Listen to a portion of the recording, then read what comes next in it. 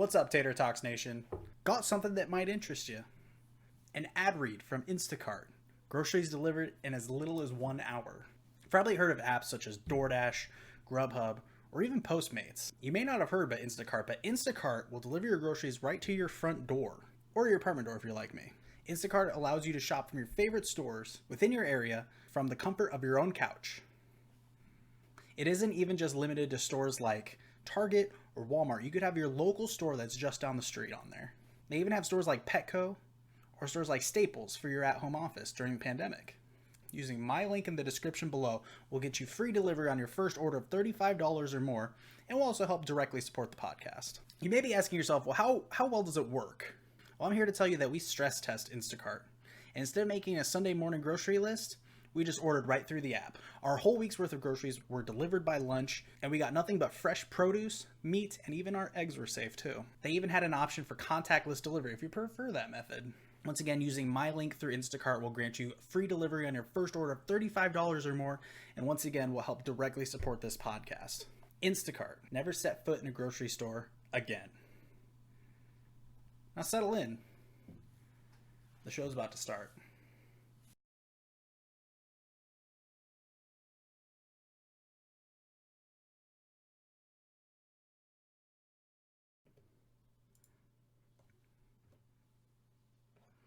Hello, and welcome in to Tater Talks, the podcast where Tater talks gaming, content creation, sports, pop culture, current events, and whatever the hell we want. It's good to be back, let me tell you. I'm your host, Devin, but most of you know me as Taterboy09. For those of you who don't know this side of me, I'm a variety content creator who streams 4 times a week and posts videos to Twitch and YouTube, including this podcast and highlight videos. And yes, as well, he's a boy. Tonight's guests are the boys who started it all. It's the crew that I used to do a podcast with that was a very true inspiration for this one. Please welcome in the boys from the Infinite Roundabout. Specifically, here we got with us here tonight. Give it up for the man without a plan, John. Hello. I'm a Pats fan, not a Brady fan. Welcome in, Matt. Oh, ouch. And the boy. Early. Yeah, we're starting right at the bat. And the boy you love to hate, Blake. Yo. Welcome in, boys. How are y'all doing today? Good. Doing well. Good, I'm glad to hear it. I'm glad that everybody made it to their second round of being on the show. Which just means that if whoever gets asked back the third time means you're the Joey Diaz of the Tater Talks. So congratulations to that. I don't smoke enough weed for that. Yeah. Classic. Well, welcome in, boys. We got a great show tonight. We have we're having as far as we know, as far as we can get with everybody going here, we're going to have a 2-hour show tonight, and it's all going to be about NFL predictions. As far as we can tell at this point in time, the NFL is a real possibility, and it's really happening right now. Well, in the next few weeks. It's not next Thursday, but the Thursday after. So we're like a little over 2 weeks away. And actually, the Chiefs and the Texans kick off the first night of the NFL. So it's going to be fun times. It's good to get sports back, especially with some things that happened today. Anyways. It's going to be a brutal start for a Texans fan. Yeah. I was going to kind of get into that, as we got on a little bit later here. Once we started getting into actual, like, some of the more, like, meaty prediction stuff that we were going to get into. But that's a good point, because some of what I guess we could just jump right into it, since we're, just fucking jump right in, right? One of the first things that I was actually going to bring up was, let's just start from the beginning, right? The off season. Let's talk about, let's first and foremost go around, kind of introduce who our favorite team is, and then, kind of we'll start with like the bias stuff, right? So we'll talk first and foremost, give like who your team is, and then like one thing that you think that they did super well about in the off season, maybe something that they didn't do as well. So Matt, start. Well, as you mentioned in my intro, I am a Pats fan. I actually also am a Brady fan, but the Patriots come number 1, so I'm all about that Cam Newton train. A lot of my bias just comes through the AFC. I'm not much of an NFC guy, and I'm pretty favorable to my squad, but I think I keep a pretty level head. For a Patriots fan, yes, I would agree. Yes, I agree. So I'll jump to Blake next, and please keep the completely negative comments to yourself, but just mostly negative comments. I mean, I guess I'm begrudgingly a Houston fan. It's tough, though. It's especially after this year. It's tough saying that even out loud. As far as good things I did in the offseason, I can't point to any. Bad things. I mean, we all saw the DeAndre Hopkins trade. Yeah, the DeAndre Hopkins trade that was for basically nothing. A running back who had one good year, and I think a second-round pick is what that trailed out to be. It was a second for a third, so basically not even a pick. Oh, got it. So, yeah, it was completely uneven. Got it. Was that one of those situations where they plugged it into Madden and it wouldn't accept it either? Or? That was a real thing. They plugged it into Madden. It would not accept it. It was a disgustingly bad trade, and I'm not going to get derailed on that tonight. We all know it's bad. Everyone can agree. The only person in the world who thinks it was a good trade is Bill O'Brien. So, also Cardinal fans. Yeah, well, that's true. They're pretty stoked about it. The three Cardinals fans, but yes, they love that trade. True. Yes. So at least there's a few people that are happy about it, right?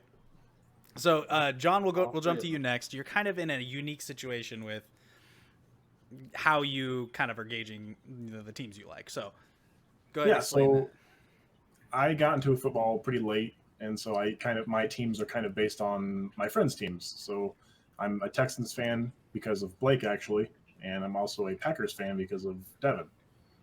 And so, I guess family-wise, it would be either KC or the Patriots, but I'm not like KC over that.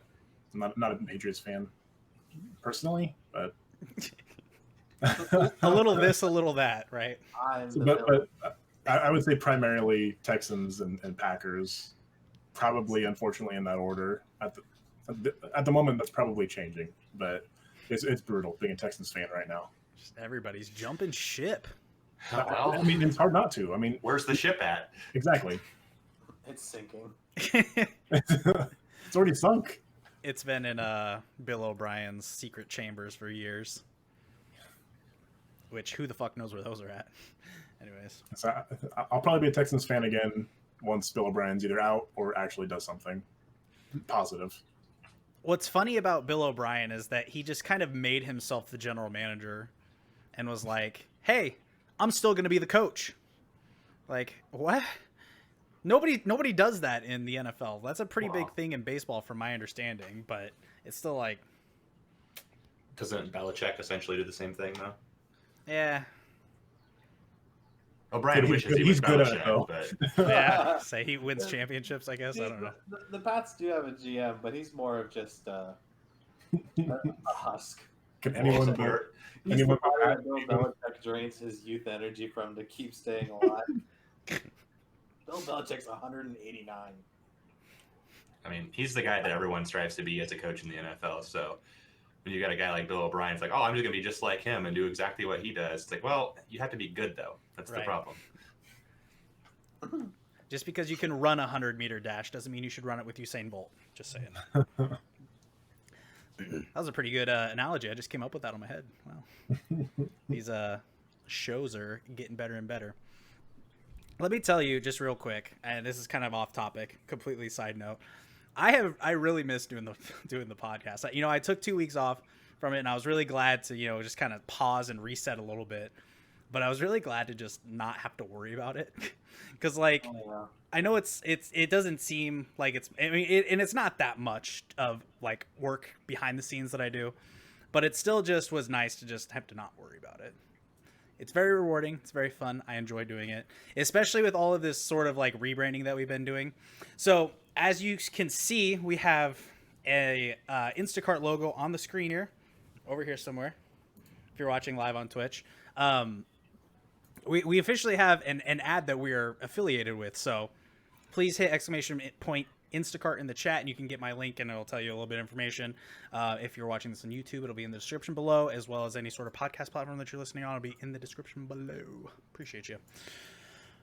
Oh, goodness. Sorry, I had to get all that out of the way. Also, we have a Tater Talks Twitter and YouTube now. God, there's so much to talk about. There's so much to go through. And I haven't even gotten to my favorite team yet. I think it's pretty obvious. It's such a Would have mystery never thunk it. who my favorite team could possibly be. No, so I am a big Packers fan. And one of the things that I would actually say it's not necessarily a hot take. It's not necessarily that controversial in my eyes. But one of the best things that I think that the Packers did in the offseason was draft Jordan Love. And that might be a hot take to some people. But in my opinion, it is what it is. I remember sitting there watching the draft the day that Aaron Rodgers got drafted. And I was sitting there and they're going there at 24. And I was like, take him. Let's do it. Let's figure this out. I can't even describe to you how many years I probably have taken off my life thinking about what the Packers are going to do after the Aaron Rodgers era.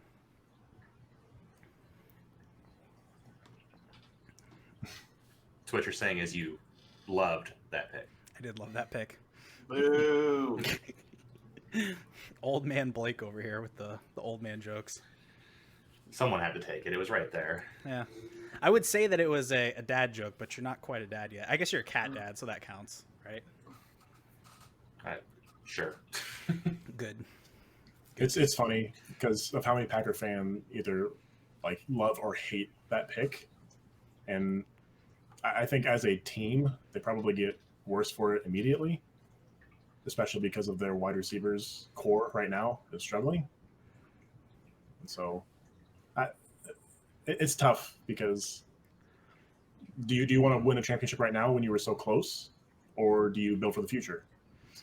Yeah, and the thing that everybody was so upset about was the whole let's take one of the 30,000 wide receivers that are out there, which I can understand. But if you look at the stats from, what a rookie specifically a rookie wide receiver has done that has been drafted in the first round for the last 10 to 15 years, there has been, I think, I don't know the exact stat, but it was 4 or 5 that have crested over 1,000 yards in their rookie season, and 2 of them were AJ Green and Julio Jones, who were still prominent wide receivers in the NFL today.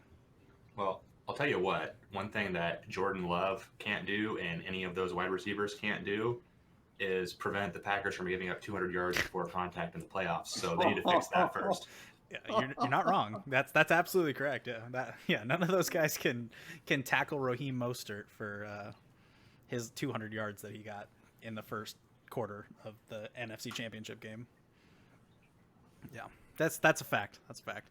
Yeah, we'll talk more later on that. I just wanted to get all the bias out of the way because I knew that I know for a fact I'm going to talk about a lot about the Packers tonight. That's just going to happen. I don't care what anyone says. It's going to happen. This is not a Packers podcast. That's our new phrase. So, real quick here, let's also talk about what the Infinite Roundabout was because it was something that we started. It's not a football podcast. It was not a sports podcast. That's right. Well, I guess it was kind of Blake and John's brainchild. So you guys go ahead. What was Infinite Roundabout?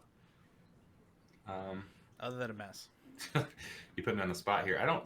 We just decided we wanted to talk in front of a camera, so we started talking in front of a camera. Was it when we were driving to Texas when we came up with this? Was that right? I don't know. I think Josh was there because I'm pretty sure he's the one that was the foundation of the name.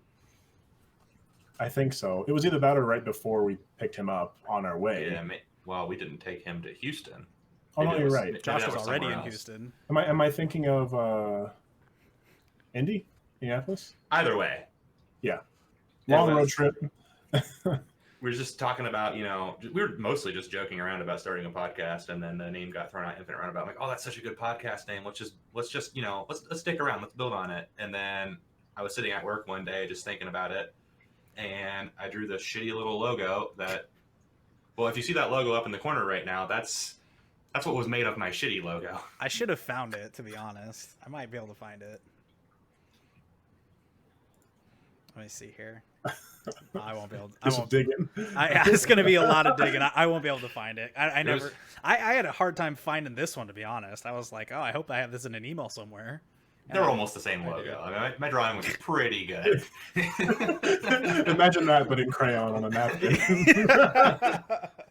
It's true. You know, some of the best songs ever wrote were on a napkin in a bar. So Name one. Yeah, just like paintings.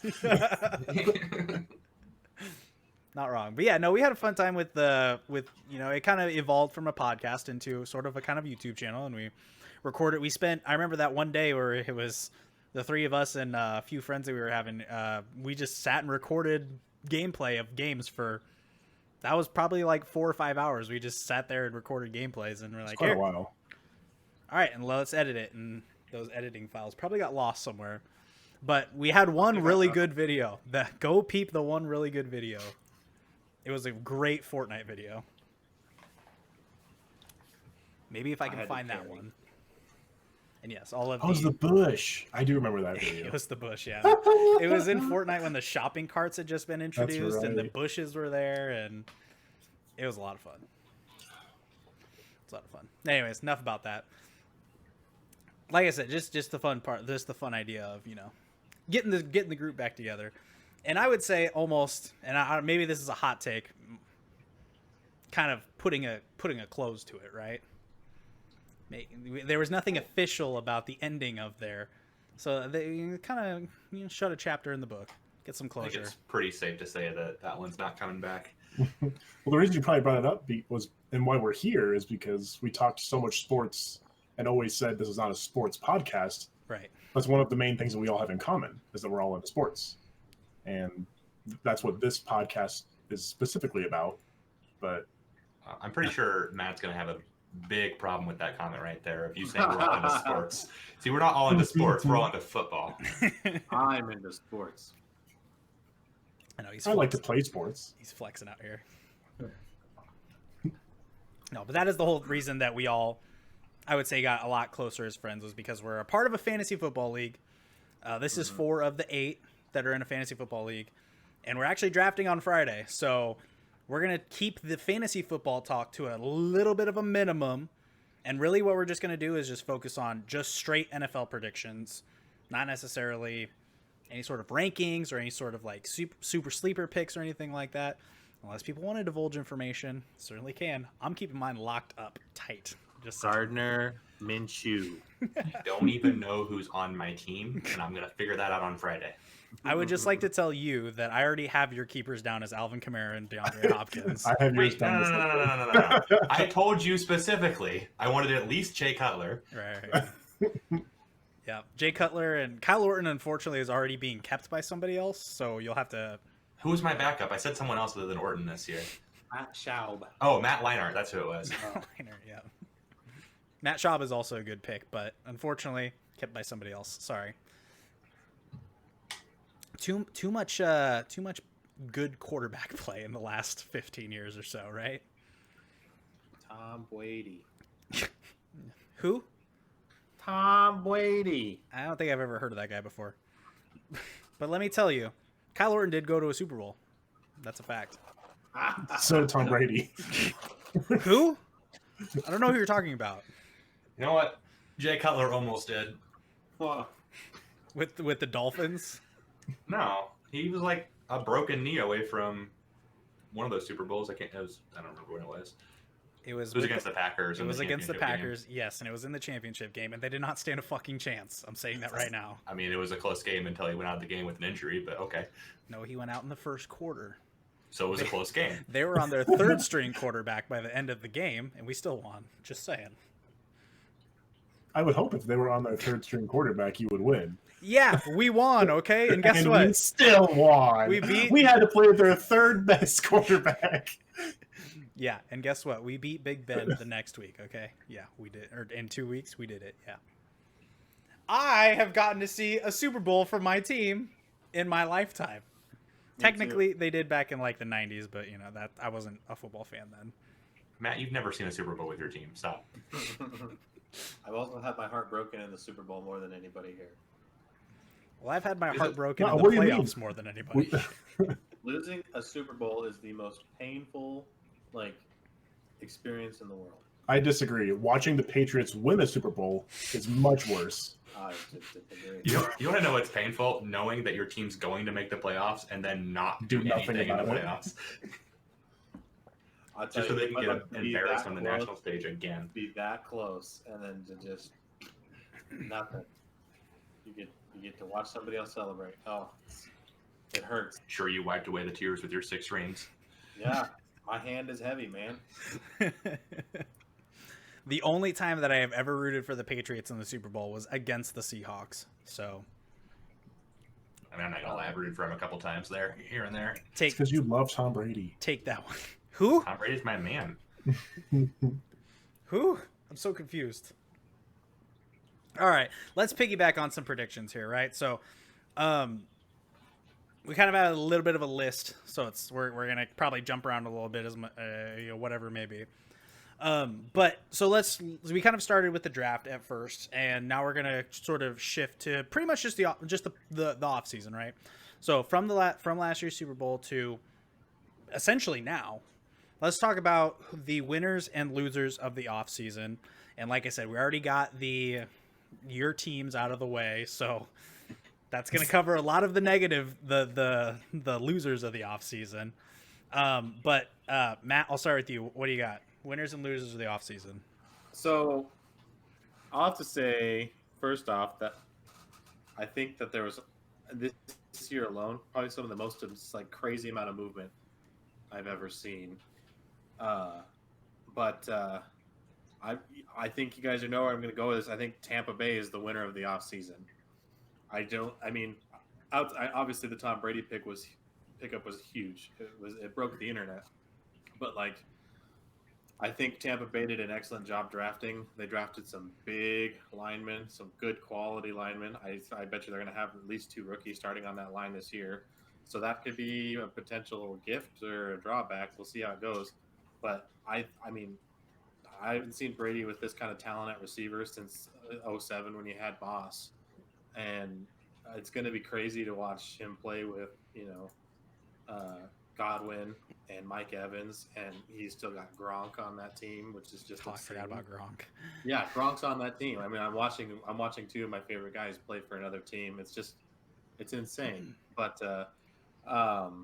we'll see. I'm genuinely worried about their offensive line. I don't know. Tom Brady's not the most mobile guy, so I'd see that's probably the only thing I'll draw back from that. However, with the moves that they did, I think they're in the top 15 for offensive line projected at least. I mean, and that could be enough. Like yeah, I said, they're projected 13 right now at least. I think Bruce Arians is a fantastic coach. I think he's going to make stuff work, and I think he and Tom Brady are going to have a great relationship. It just seems to be like a really good match. So it'll be interesting. I'll definitely be rooting for the Bucs a little bit during this season, and the only way I'll root against them is if they're playing my boys. So we'll see. I'm excited for them. It'll be a fun year to watch the Buccaneers shoot up. And then as for the losers, I got hold on. Well, let's pause there for a second. Let's talk about your Bucks pick, right? Okay, sure. So for the Bucks, let's make the argument that probably from last year they were a playoff team minus 20 interceptions, right? I think that's a fair statement. Oh yeah. Well, it was. I mean, like their quarterback was Jameis Winston, and they had the league leading passer in yards, and the league leading interception. He literally threw 30 touchdowns and 30 interceptions. 30 touchdowns is great in a season. Yeah. 30 interceptions is terrible in a season. It's unheard of. It's like he was such a double-edged sword. So it's like maybe having that tidbit of consistency and that tidbit of leadership from the quarterback position, especially, I'd say, is going to take them a long way. It's hard to throw accurate passes while being sacked. Running for your life. Another major thing with that offense is they don't really have a running back. I mean, they have a few okay guys, but I mean, those guys aren't starting anywhere else other than a team that has nobody else. So, and I think, like I said, I mean, I'll just reference the Patriots, man. When have they ever had like a top tier running back since I'd say like Corey Dillon? I think that their current core is probably better. His current core, as in Tom Brady's, is probably the best running back core he's had in a little bit, I think. I mean, the Patriots have never really gone for like some flashy, big name running backs. It's never been in their history. So that's not something I often worry about. They usually, knowing Tom Brady, I bet you like from the Bucks, we'll see a lot of the running backs used in the passing game, a lot of swing passes, a lot of stuff to incorporate them that way instead of just like a straight up power rush or Right. such. Right. And the only reason I say that is because I think that the RBBC, the running back by committee that the Patriots have always had, is way better, uncomparatively closer to like you can't even compare the two to the Bucks right now. Who's their running back? Peyton Barber? Ronald Jones, isn't it? Oh, that's even worse. Anyway, they drafted one too. They did draft one, and that's the only person that I'm not sure of because obviously we don't have any film study on him in the NFL yet. But hey, I could be fucking wrong. Who knows? Completely wrong. Vanderbilt. Don't even know who it is. I think the bigger thing that they have for their close game is O.J. Howard as well as Gronk for those short little passes that Brady's going to have to make. Especially if the line doesn't. Yeah, he is. Yeah. So they have both. 2 tight ends. Think about the 3 tight end sets they can run this team. Oh, God. I need to change some predictions. Hold up. I think actually Gronk is going to struggle a little bit this year. I don't think Gronk's going to. He's not going to be the Gronk we know. Struggle. I don't think he's going to play like he used to, but I also am going to say that I don't think he really needs to. He doesn't have to at all. Simply for the fact that he's surrounded by guys. I mean, in his own core, like O.J. Howard, Cameron Brate, and then you also have Chris Godwin, Mike Evans to worry about. So it's just like, when the Pats had him, it was Gronk and 3, 5, 6 dudes, and he got work, man. They worked him hard. And like, he's not going to need to do that. And I honestly think he's probably going to have more fun playing in Tampa. I saw a tweet the other day where it was him just dying from the heat. So hopefully that's not a lasting thing throughout the season, but he was like, he couldn't keep up. So I don't know. That's easily something that can be done with conditioning, and obviously he hasn't played in how long. Where did he go to school? Arizona? I mean, he's used to the heat. I don't know why he's having such a hard time in Tampa then. He's been on a boat for the last year and a half, drinking nothing but Bud Lights all week. Monsters and natural summer boys. That's right, yeah. It'd be tough to come back from that, too, let me tell you. Anyways, do you get your... I think that's a good point. I think we'll talk more about that as we get on. Do you have your losers? Yes, and I'm not really branching out here, and I'm not trying to pick on anybody, but it's the Texans. I mean, they sold their best player away. They trade draft picks away left and right. I mean, like, obviously you two would know, but I don't even know what their draft looks like this next year, because like they've lost everything, and it's just I mean, I really do believe they're going to lose Deshaun Watson too. It's already been rumors that he's been looking for a way out. He should be. You take away the man's number one receiver, who he's had a great relationship with, it seems, and it's just like someone he could truly depend on, and now he's got not much else. The worst part is, I think this is probably the best wide receiver core he's had in a while. I think probably overall, but yeah, like missing Hopkins, you lose probably arguably the best wide receiver in the NFL. Period. But you gain he gained Cook, and Will Fuller's looking healthy so far. Randall Cobb, and Dolphins. Kenny Stills. Yep, they still have him, I think. So they have him as well. I mean, this is probably the best wide receiver core he's had. So this is interesting with Houston, because I mean, you look at it and you're like, oh, this is terrible. What have they done? They're just dismantling this team and replacing them with budget players. But then you dig a little further and you realize that on paper, like this team isn't going to really be any worse than it was. It won't. In fact, they'll probably be just as good, if not better. But they're still coached by a guy who just can't handle the big stage. So they're still going to blow it in all of the big moments. So it's tough with them because, like, I mean, you want to jump on them, but like they did make some upgrades. The DeAndre Hopkins trade was just idiotic. I mean, 2016 was the last time that David Johnson had a good season. Like, you can't rely on him. The worst part is that they already have Duke Johnson, who's probably better at this point. I mean, did you watch him? Did you watch David Johnson last year at all? Anybody watch any Cardinals games? He was slouching across the field the entire season. I felt like he's done that ever since he got paid, which was after his one big year. But well, he said last year he wanted to go for 1,000. Didn't he? 1,000 rushing, 1,000 passing. That's what he wanted to do. That was his goal. Did he come with a $30 million price tag? Like, come on. Yeah, Cardinals like, how do we get rid of this David Johnson contract? But what? How about we replace it with Hopkins and we lose the contract? That was the big thing. Like, we don't want to pay DeAndre Hopkins, so we're going to trade him with 2 years left on his contract. So we'll replace him with a guy who actually is going to make us pay more money than DeAndre Hopkins. And be way worse of a player and less productive. Like, he's probably the best running back we've had if he's actually David Johnson. Like, he's like, theoretically, he should be a running back upgrade, like from Lamar Miller.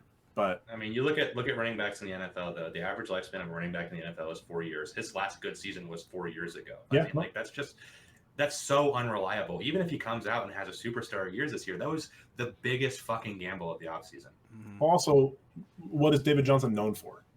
Getting hurt. He's known for being a passive, for being a passing running back. And when's the last time you saw Watson throw to the running back? We already have David against Johnson the Bills in the playoffs. Yeah, we already have David Johnson light with Duke Johnson. Why make this move when we've already made that move? It's like he's trying to make the same moves he's already made, but better, and he's not doing it well. The one positive is that they'll actually be forced to use Kenny Stills. Yeah, hopefully. A great receiver for Houston, who they completely try to take out of every single game plan. Yeah, Kenny Stills and Will Fuller on the field is going to be, and Cook on the field is going to be really good. Let's not get ahead of ourselves. Will Fuller's not going to be on the field. He never is. He's been healthy all offseason so far. I've been pretty active on Twitter too, and there, a lot of the people that are sitting at camps right now are saying that, on the to the second updates, like, oh, Devontae Adams fell down and hurt himself. Oh, but he's back up and he's good again. No, he's fine. He's fine. Don't worry about it. But it's just the amount of desperation for some, people just wanting something for football is getting crazy, especially with just how quick those updates are coming on Twitter. But yeah, one of those updates also included is that Will Fuller looks healthy, looks ready to go, and he's ready to have a banger of a season. But hey, was he played 12 games out of his available 40? Do you think if he plays every game this year, where do you think he ends up ranking wise? I'm probably not super high, just because yards or. He's not the receiver that's going to be always catching the big ball. He's there to take the top off the defense and open up the other receivers. And the offense works so well when he's on the field because they have to commit a safety to him. Well, also they always had to double cover Hopkins, so it leaves someone open. So when Fuller's not out, we don't have a guy. I mean, Hopkins is a good receiver, but he's not to take the top off a defense receiver. Right. No. So you can play a lot closer to the line, and it really shuts down your passing game. Yeah. No, I just think that he could. Honestly, I could top 20. I think he could. Yeah, top 20 is not that much of a stretch, I would think. Top 15, top 20, somewhere in there. If he plays, if he plays every single game, which is a 16-season game, not a 17-season game, like they were talking about in the offseason, by the way. Just when we get into our actual wins and loss predictions later, that it's going to be based on the 16-season, 16-game season, how it should be. But if he plays a full 16 games, I mean, there's no question he shouldn't be in the top 10. I don't know if it's still going, but at one point I saw a stat that every single game that Will Fuller and Deshaun Watson started and finished together, they had a touchdown together. Yeah. I think that was true. I think that was almost in the double digits. Do you think he's their one if he plays and is healthy? I think they all at this point just have 1A, 1B, 1C. Yeah, but who's his go-to target? I don't have a lot. I never really watched Cooks that much. Is he also a take the top off the defense guy? Yeah, he's 5'8" and really fast. So I'm wondering what you're doing. Are you just putting all the speed guys on the field and hoping that you don't have a big corner? We're trying to be KC is what we're doing. Yeah. Actually, hold up. That actually might be a thing that they're trying to do. Because that's, I mean, the issue there is that Will Fuller does not have Tyreek Hill's speed. Like, he's fast, don't get me wrong, but I mean, Randall Cobb is also fast too. It's like all of their wide receivers are just speed guys. Yeah, Randall Cobb's more going to play the slot for sure, because that's where he's really good at. Okay, so Brandon Cooks is 5'10", sorry, but he's a little speedy boy. I thought Fuller was a little taller. How tall is he? I guess I don't know how tall he is. I know he's fast as all fuck, though. I bet he's not much more than 6 foot, but I bet he is. Yeah, he's 6 foot. 6 foot, 172. So he's a little taller, a little bit like. Like him and Hopkins were similarly built. I felt. Yeah, but Hopkins is like 6'4". Hopkins is huge. He's a big boy. So I mean that makes sense, you know. Yeah. I don't know. I don't know what the Texans were thinking. I was going to put them as my losers, but I knew that was already going to be brought up by the 2 segments I was going to start the show with, so I didn't, you know. Well, interestingly enough, they're not on my losers list. Okay. I have a losers list that's kind of similar to the Texans, kind of relates to the Texans. I also picked a few different ones just in case they get said before. I will jump in here real quick, and I'll give my winner of the offseason because it kind of actually correlates to the Texans. Well, my winner/winners is going to be Stephon Diggs / the Bills, right? I think Josh Allen wins that more than Stephon Diggs does. Yeah, and that was that's one of my winners. Yeah, that's the point why I put the Bills on there, just as a team in general, because not only did they, make some moves in this offseason to really push them to the next step, which I mean they're a playoff team last year. It was either 9 or 10 wins. It had to be. That's solid for a team with a second-year quarterback. And one of some people are saying that Sean McDermott is like one of the best coaches in the NFL, best younger coaches in the NFL right now. 10-6 last year. Yeah, so exactly. So that's great. But I mean, their defense, they kind of have that like Ravens aspect to them where their defense is just so good. So the reason that kind of ties into Houston is because Stephon Diggs got traded for a first-round pick. Yeah. As opposed to Hopkins, who got a second round and a shitty washed up running back. Yeah. I don't even like saying the word washed up when it comes to David Johnson because I don't think he ever really was that good in the first place. He had a monster explosive year. Yeah, he had that one explosive year. Yes. I thought didn't he have 2? No, maybe not. I know it was 1 year where it was absolutely explosive, and everybody took him in like. He was number 1, wasn't he? On fantasy, at least. Yeah, he was because everybody took him in like the second round of fantasy leagues, and like over 80% of fantasy leagues that took David Johnson that year won their entire league. Yeah, it's just some ridiculously astronomical number. So, but not only does Stephon Diggs get a quarterback, it's a good point. Josh Allen getting a wide receiver who can just play the whole field. Not only do they get that, but the Bills also get the one thing that they've been trying to get out of their division for the last 15 years, and that's Tom Brady. Yeah. Who? I mean, the East is wide open. The AFC East is completely wide open at this point. And I think the Bills are going to step right in there, at least for this next year. Matt, do you remember how many Pats opted out of this year, by the way? I think it was 8 total when it was all said and done. Were they big players? I didn't recognize a lot of the names. The biggest one was definitely Dante Hightower, who's our middle linebacker. He's probably the biggest blow. I believe Pat Chung sat out, and he's a safety for us, and it was a pretty hefty hit. But I don't resent them for that at all. It's their personal choice, and I support it 100%. At the end of the day, the Patriots organization has always had that next man up mentality anyway. So we'll see. I'm not expecting humongous things from my guys this year, but I'm not defeated yet. It'll be an interesting year. It's my first year without my guys, so I don't even know what to expect. So do you think that they are a significantly worse team with Cam Newton instead of Tom Brady? No. I don't either. I think they might. I don't know about better, but I don't think that much worse at all. Like watching last year, Tom Brady, he had a great season, but he didn't look. Maybe that was just me, but he didn't look like Tom Brady to me. I think the Patriots had a pretty battered offensive line last year too. Yeah, I think that was a big part of it. But Yeah. having a battered offensive line, what helps that? It's having a mobile quarterback. So I mean, if he's still mobile, I mean, he's been He- beat up he's- for he's- so long. he's an MVP winning quarterback. So He is, but that was what 2015. It's 2020. He's It taken was. a beating in his career.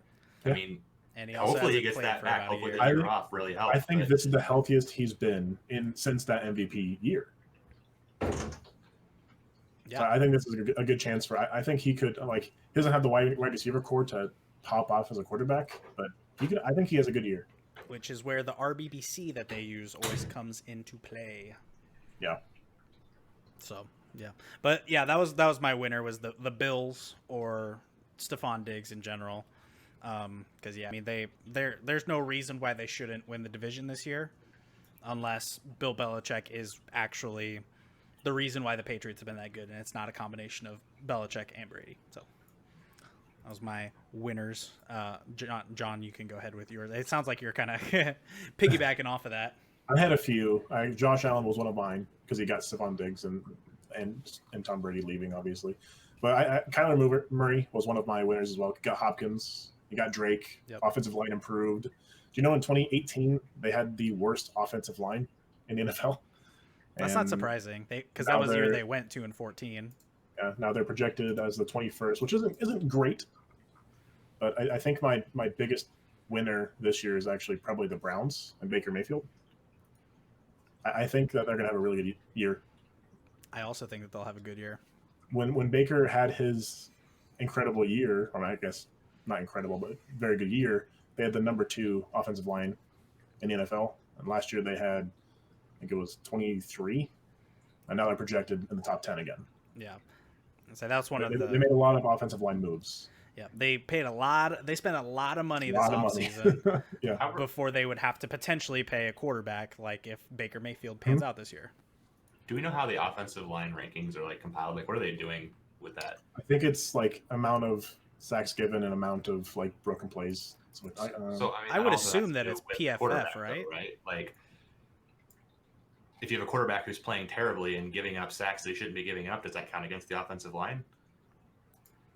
I don't know how. I would assume that the best place to look at, like, in my opinion, who is the quote unquote best at what they are, is to look at the Pro Football Focus, the PFF, because they like go into really in depth stats on what. this is Pro Football Focus is what I'm looking at Okay, right now. so yeah, they look at a multitude of things. Like I guess I don't know specifically about how they look at for the linemen, but it has to be something like how individually each player does, and then compare that to The other position, other teams, same player. the other team, but then also like as a whole or as a unit itself.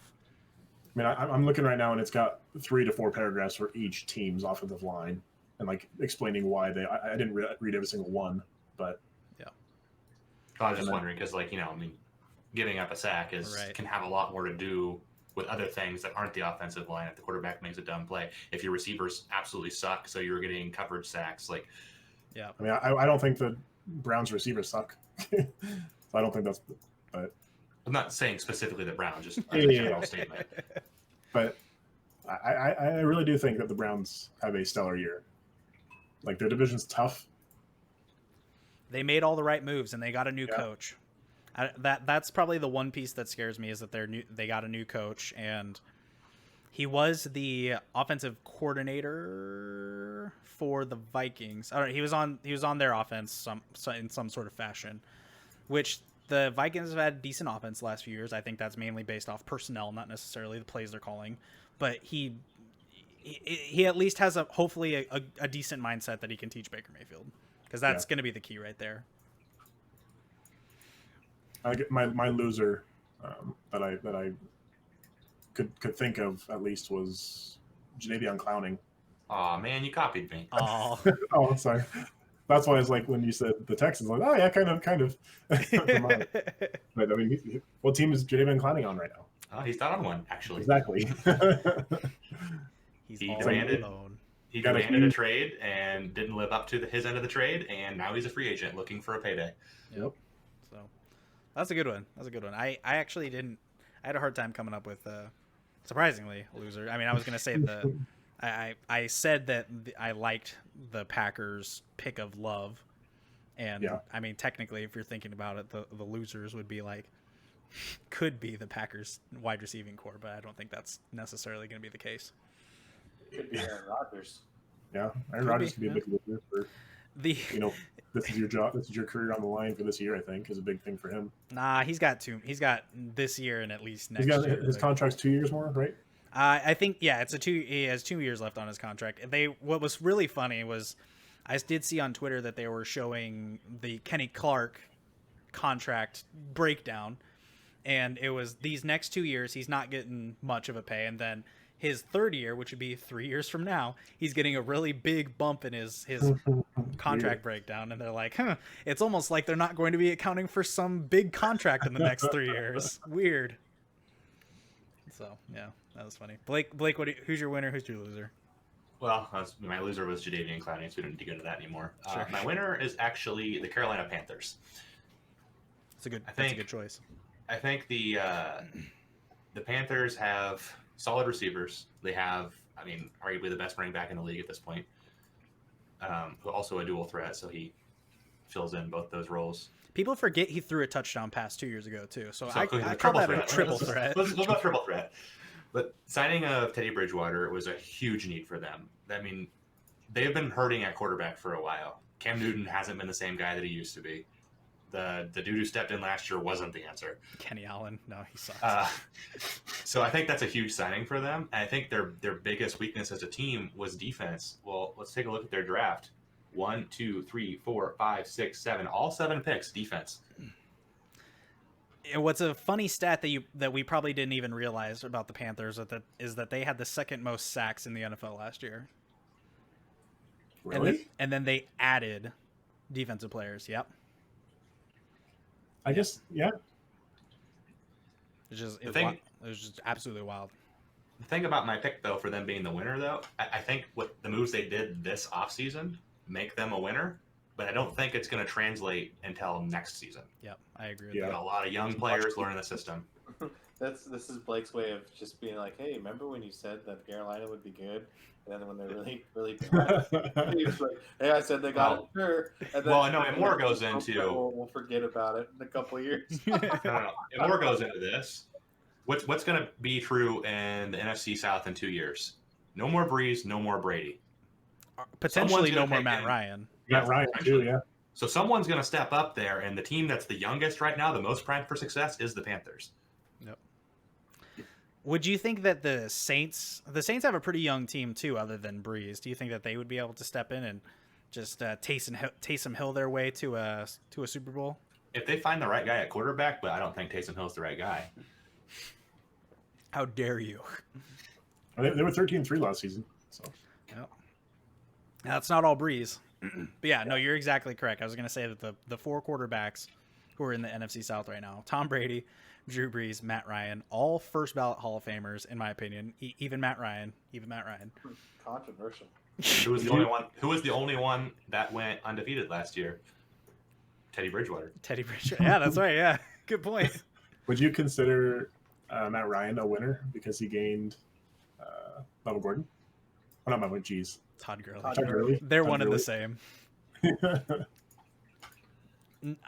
No, I would consider. I mean that's a small win, but the grand scheme of things is that you want to talk about careers that have been wasted. Matt Ryan is higher than a lot of people that you guys talk shit on.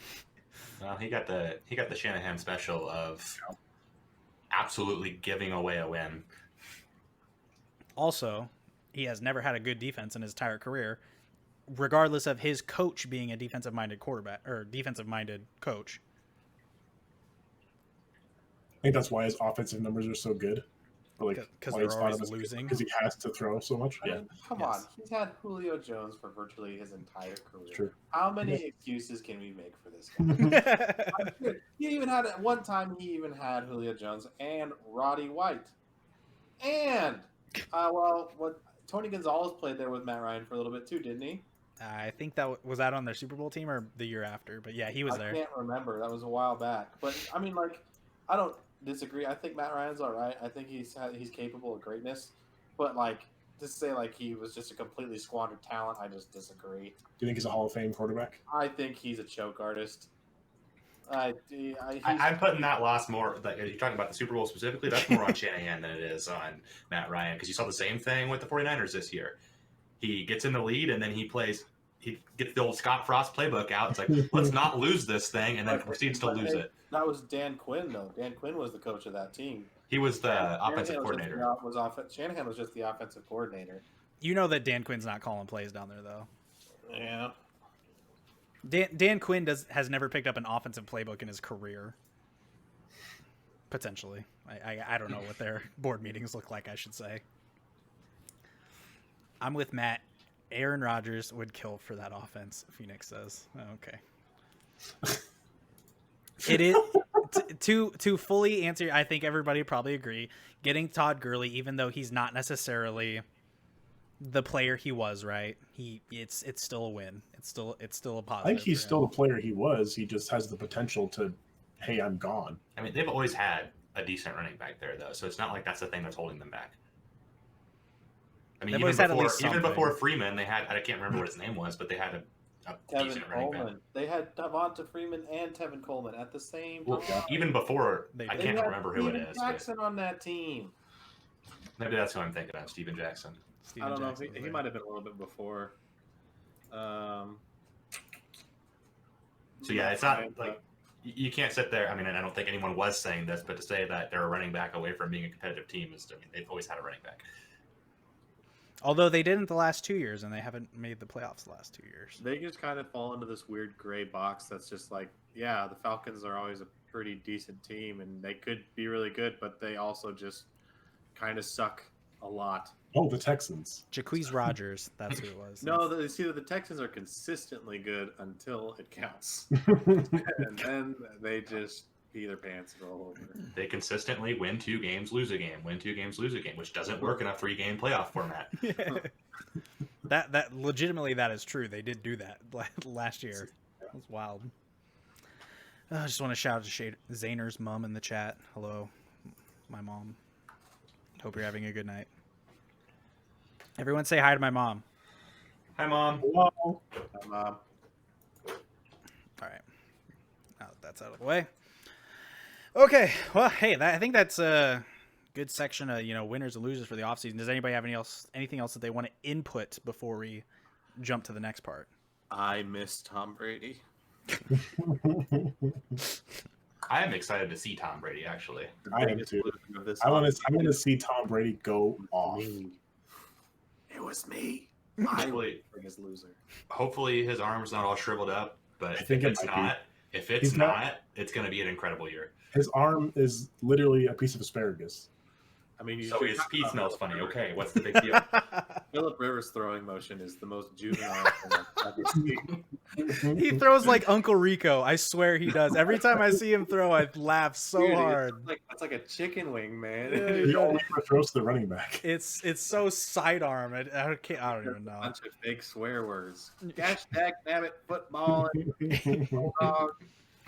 If any of you guys watch That's Good Sports, any times that he is brought up on that show, Perna just roasts him for his 9 kids that he has, and it's hilarious every single time. Hey man, he's Catholic. Yeah, he also likes to get it on, so that's 2 pluses right there. Yeah, shoot or shoot, I guess, huh? Yeah, right. Sometimes you just don't stop. All right, that's enough of that. All right, so our next section here, I think we'll have a good time with it. This one I have is called Over Under. So basically, I'll give you a scenario, give me the over, what you guys think of the over, the under, and then we'll talk about it a little bit. So I have about 10 questions for each each conference. Excuse me. I have about 10 questions for each individual team. Are you guys ready? Okay. Well, we're gonna be done at midnight. Yeah. Everybody strap in or strap on, one of the two. Anyways, the first AFC question that I have, remember, over or under. So Ravens wins 13.5. Over or under. Matt, you start. I am taking the under. I just think their division is too competitive. I think the Steelers are going to turn around quite a bit this season. So I think the Browns are still a pretty decent team. You can't really count them out, And I did the same thing with Mahomes. I just it takes more than one season for me to buy into a guy, and like Lamar Jackson, phenomenal season and played out of his skull. But now every defense he has going to play has a full season of film to watch. They're going to learn your tricks, and the Ravens can still succeed. Lamar Jackson's just going to have to adapt, and that's where I see you see a lot of young quarterbacks fail is they can't change their game, and once their game is figured out, then it's kind of all downhill from there. So I don't see them winning. If it was 12 and a half, I might have taken the over. I could see them winning 13 games, and I just think 14 is a little steep for me. So Blake, what do you got? Under. I mean, you could ask the question with any team, right? I mean, 14 games is a hard amount of games to win in the NFL, even for one of the best teams. Like, it's just doing it 2 seasons in a row, not going to happen. All right, John, what do you got? I will actually take the over because they have the easiest strength of schedule in the NFL. Yep, I will also take the over. Do you know who has the hardest season in the NFL? It's the Texans, isn't it? That's the Patriots. Oh, okay. That was my second guess. I know that the Texans do have one of the harder schedules in the NFL. It's not going to be good. But yeah, so I'm also taking the over for the Ravens. Two things that are really need to be brought to the attention. I was actually had this question at 14.5 up until the release of Earl Thomas, because I think that with Earl Thomas on their team, they were probably a 16-0 team, and I would have said that. I said that 3 weeks ago, almost a month ago. I said that they will be a 16-0 team this year. That is something that could actually legitimately happen. I think without Earl Thomas, they could potentially lose one, so that's why I brought it down one. But hey, I think that they're going 15-1 this year at the very minimum. I get everything that you guys are saying about, probably trying to figure out a quarterback, whatever it may be, but they only got better in the offseason. They needed to do a lot of different things. They didn't need to do anything in the offseason, and they would still probably be a 13-win team. They went out and they got Calais Campbell. They drafted another running back, J.K. Dobbins, for backup for Ingram. So they're going to do the exact same thing that they did last year and just run out the clock the entire season. One of those losses, though, if they go 15-1, does come from the Browns, but I'll get to that eventually. I think figuring out a quarterback is a big deal. Second-year quarterback is usually when that happens, like to Baker Mayfield, and it didn't. Lamar Jackson got better, and he's a dual-threat quarterback, which he's very, very good at it. So I think that it makes it a lot harder for teams to compensate for that, where he can throw the ball. He proved it last year, and he can run the ball better than anyone else as a quarterback.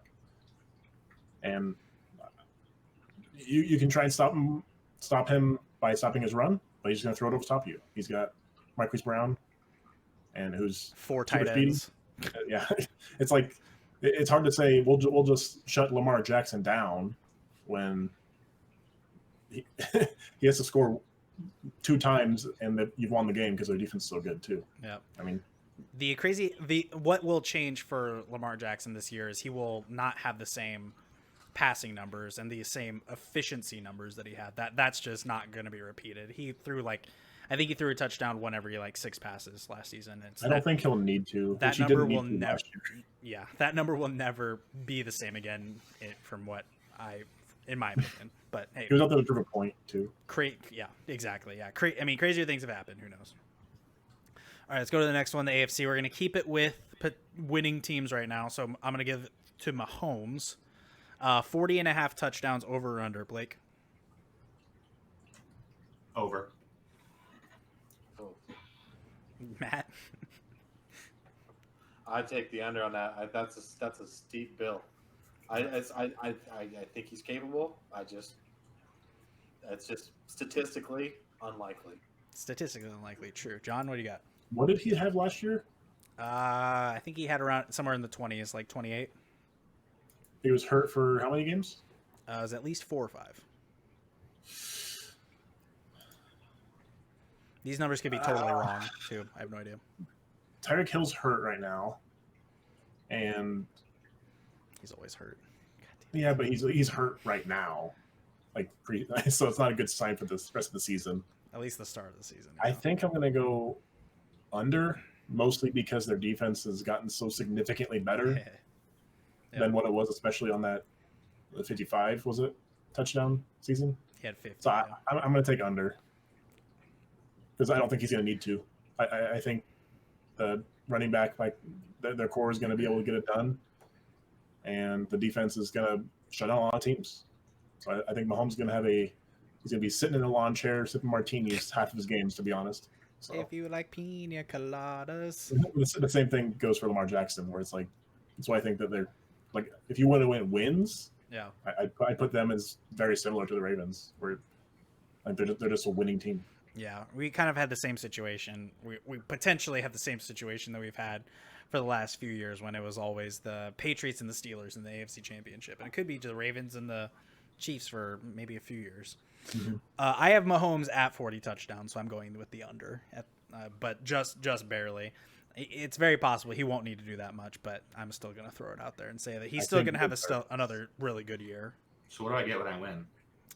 You get a free sub. Oh, okay. This is worth it. Yeah, we'll find out. I'm gonna start playing more aggressively during this game. Ham and cheese or what? Yeah. No. A club. Yeah, club. Okay, let's see here. So yeah, we basically all took the under on that. I think that's fair. It's tough to repeat 40 touchdown seasons. It's this we basically shit. Sir, why are you screaming at me? We're having a good time here. All right, here. You're disrespecting my picks. Yeah. Wait, did you say over or did you say under? I said over. Oh, well, fuck me then. He's confidently said over. Yeah. Did you want to talk about it? No, I'm good. Okay. You guys have clearly moved on, so I'll move on too. All right. He heard all the reasons why he should. Find out Find out next week if why Mahomes will have 41 touchdowns. Mahomes is gonna throw for 10 on the first game. Except for Blake. I'm still taking the under. God damn it. Yeah, that he's hurt for the next 5 games, and then Yeah. His arm's sore going into week 2. playing with my heart, guys. The one thing that we are going to see as the season goes on, the first 2 weeks of this NFL season are going to be rough. Littered with injuries, and then teams are going to be slow. We might see a season at least to start that has that should be an over under question. How many false starts are we going to see? Procedural penalties are we going to see in week 1? It should be so many fewer. It's only because there's no crowd. That's a good point. There's no sound. It's like, you can hear me say the things. How are you messing this up? Yeah. The quarterbacks are going to be laughing. Watch, a team's going to run a silent count during no crowds. It's going to be so funny. I did read that they were going to look into pumping in crowd noise at stadiums. Is it like the draft? It's going to be like 10 people on TVs. And then screaming. It's like the NBA bubble right now. Their playoffs are. Dude, I love that. That's so awesome. I actually think it was a really good idea. I was pretty upset that the NFL didn't. They were like, we're not even going to consider that. I was like, okay. All right. When I first heard of the NBA bubble, I immediately thought of all of the players wearing those bubble suits and playing basketball in those. I think that'd be really funny. It's definitely what they meant by it. It'd be Bubble Boy, but Bubble National Bubble Boy Basketball Bubble Association. All right, let's move on to the next one here. Over under OBJ, 1,200 yards. Over or under? John, you start. 16 games, assuming. Yes. Oh, and also, let me just say here, we're assuming a completely COVID-less season. COVID-less. Yeah. In, like 60. I think I might take over on that, actually. For all the reasons I said, the Browns are winners for the offseason. Their offensive line is significantly better. I think Baker Mayfield's going to take a big step up. I think the team as a whole is going to take a big step up. I mean, Kareem Hunt has been taking reps as a wide receiver. I think it's going to take a little bit of pressure. I mean, don't steal my Chubb reps. I also go with the over. Matt, what do you got? I mean, I'm keeping a trend. I got to stick with the under. I just think the Browns have too many weapons. I think the ball's going to be spread around too much for him to get 1,200 yards. I mean, like, same thing. I mean, you referenced 40 touchdown passes for Mahomes. I mean, like, even 1,000-yard season for a receiver is it's a good year, you know. Right. So stack another 200 on top of that, I don't know. It's gonna be tough. I can see that. Blake, what you got? Gotta go under. I mean, I'm looking at his stats right now for season breakdowns, and the only time he's gone over 1,200 is he's had more than 90 catches. He's not getting more than 90 catches on that team.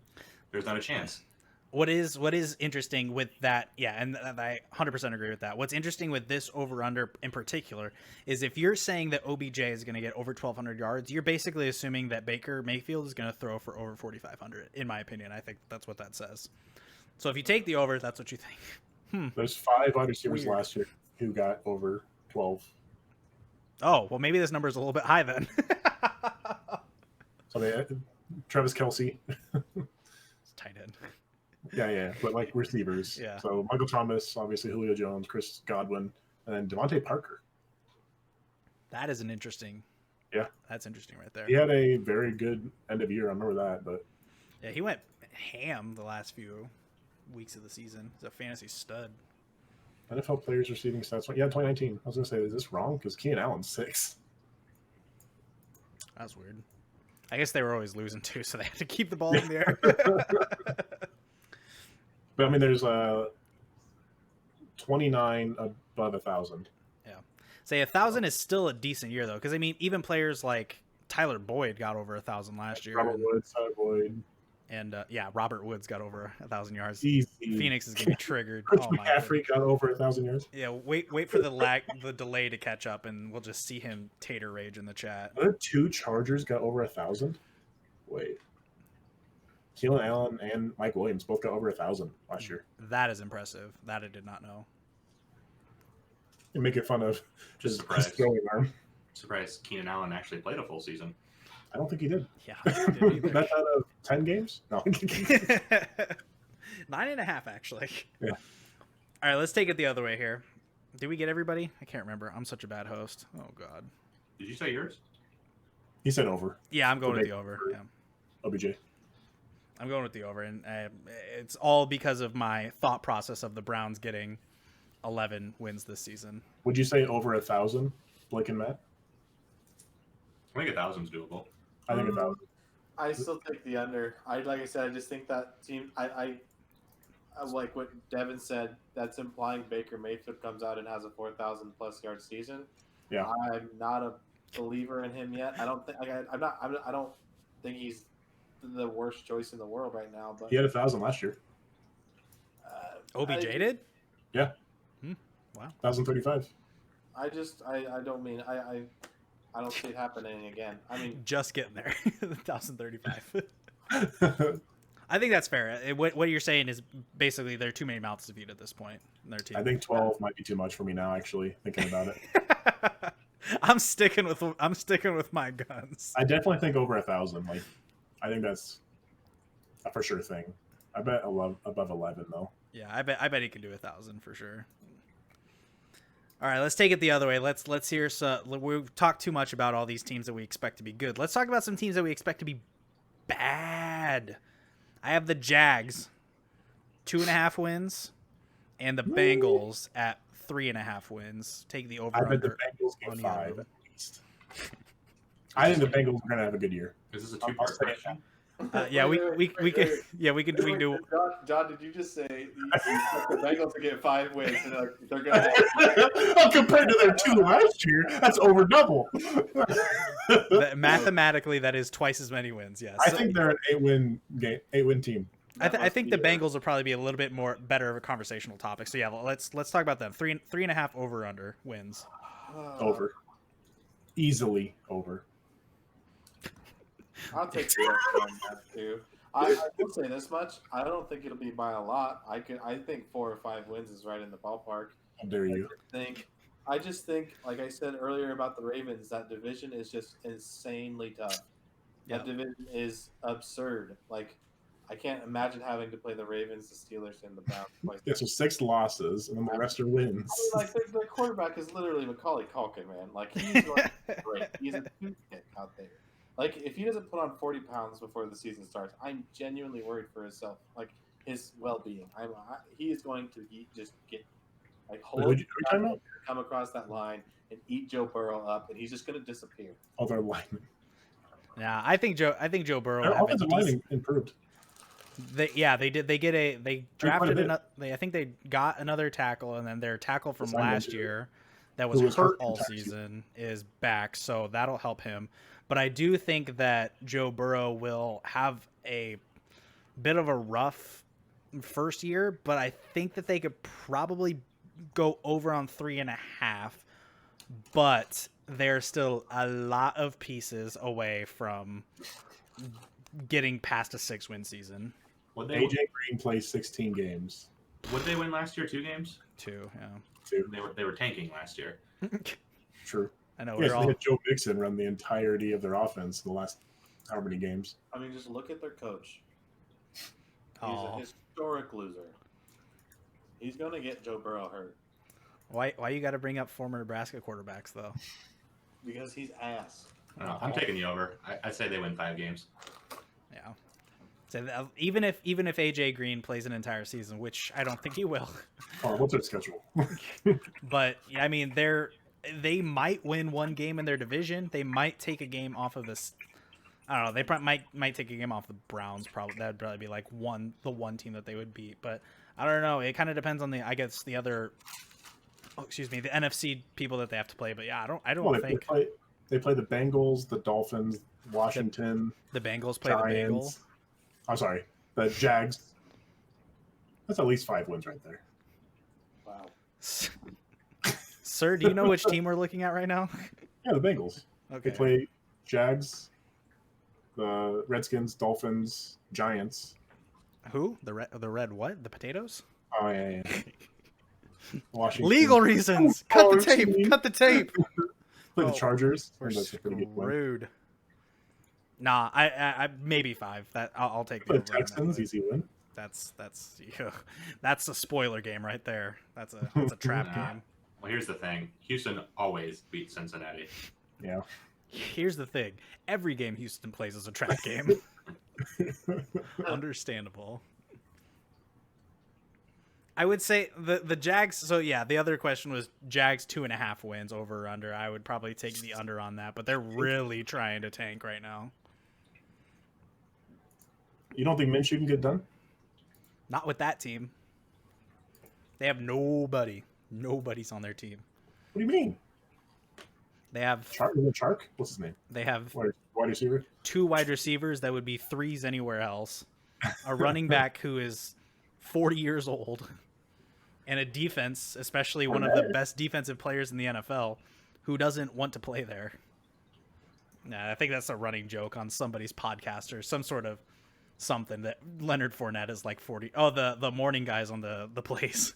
They're like, Leonard Fournette is 40 years old or something like that. But yeah, I think there's no way. Blake, Yeah, what do you got? I'll go over. Just to be fun, I like it, Matt. What was the number again? 2.5. Yeah, I'd take the over. I mean, it's just a long season. It's also very tough to only win 2 games in a season. Yeah, like it's just like I mean, honestly, to me, statistically improbable. We keep talking about these statistical improbabilities. I I love talk it. about numbers in my head. Remember the Dolphins a few years ago? Remember that? Yeah. Well, it's not impossible. It's just it's difficult to do. I would say it's probably more difficult to. Well, I guess depends on the situation, right?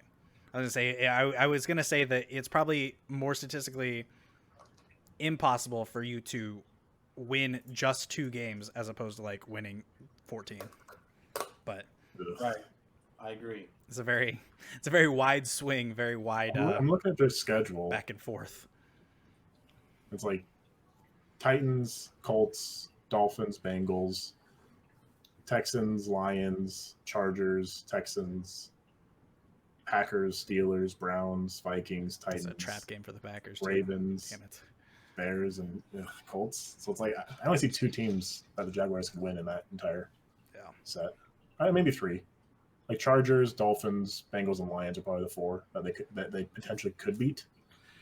Any given Sunday, man, it Yeah. doesn't really matter. Like You throw it Madden. depends what team shows up. And momentum is a huge thing. Momentum is huge.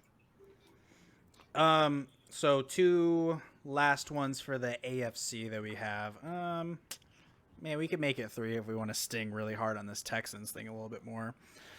So the Texans, 7.5 wins, over or under. Blake, we'll start with you. I got the over. John, Over. Matt. I'd take the over on that too. You can't ever count the Texans out. You can't. I'm taking Can't the count over as well, but I'm taking them with 8 wins and missing the playoffs. I have them missing the playoffs, but I'll take the over of 7. Yep. I mean, look at like even going back, like even before Bill O'Brien, when Houston like wasn't a good team, they still won half their games. Like they've consistently, other than a year here or there, have won half their games. It's the half of the remaining half is where they make their difference. Can we get a math check in chat for that, please? Appreciate it. Last one that we'll do here. Well, would you rather do a Browns win or a Lamar Jackson one? We already did Lamar Jackson. Let's do Browns. Okay. Browns 9.5 wins, over or under. You already know mine is over. So, Matt, what do you got? Under. Division's just tough. Yeah. John? I think they can beat the Bengals twice. You're a quarter of the way there. And I think they beat the Steelers at least once. So I think I take the over. Yeah. They're a 6-win team last year.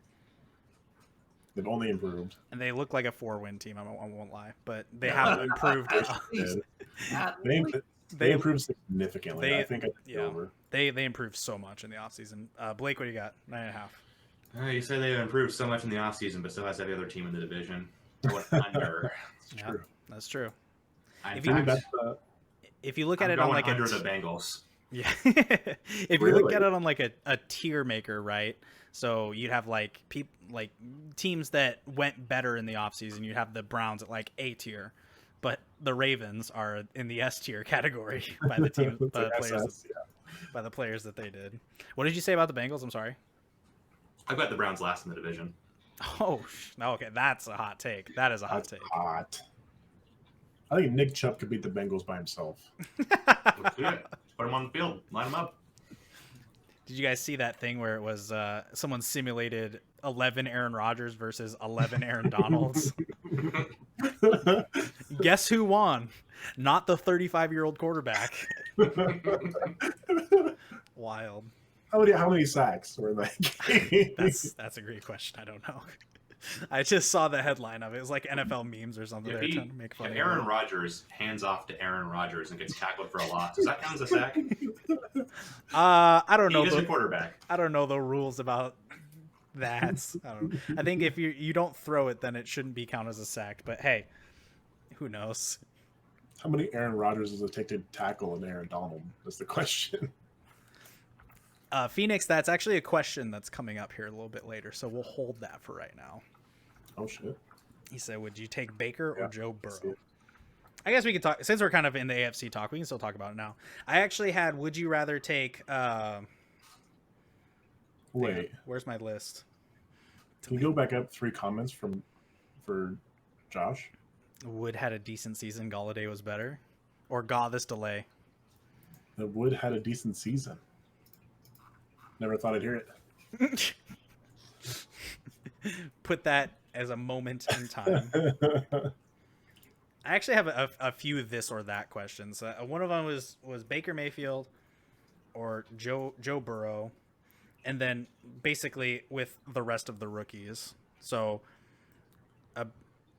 actually, my fault. We'll play that one. Who do you think has a better career? And we'll just go with full-on fledged career, like 10 years down the road. Who's going to be the best quarterback out of these? Joe Burrow, Tua for the Miami, or Justin Herbert for the Chargers.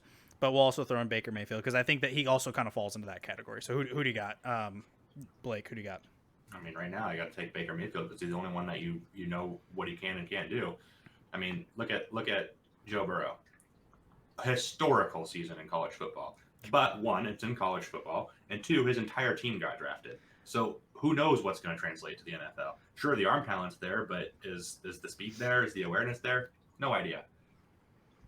24 of 24 players on their starting roster were drafted last year.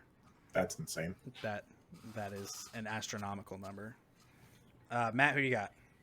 Best career within the next 10 years. Within the next 10 years, okay. So I will say this much: I don't think it's Baker Mayfield simply for the fact that you're going to compare him to a bunch of rookie quarterbacks. I think that's demeaning. I get you. Yeah, I understand. I think it's going to be Tua.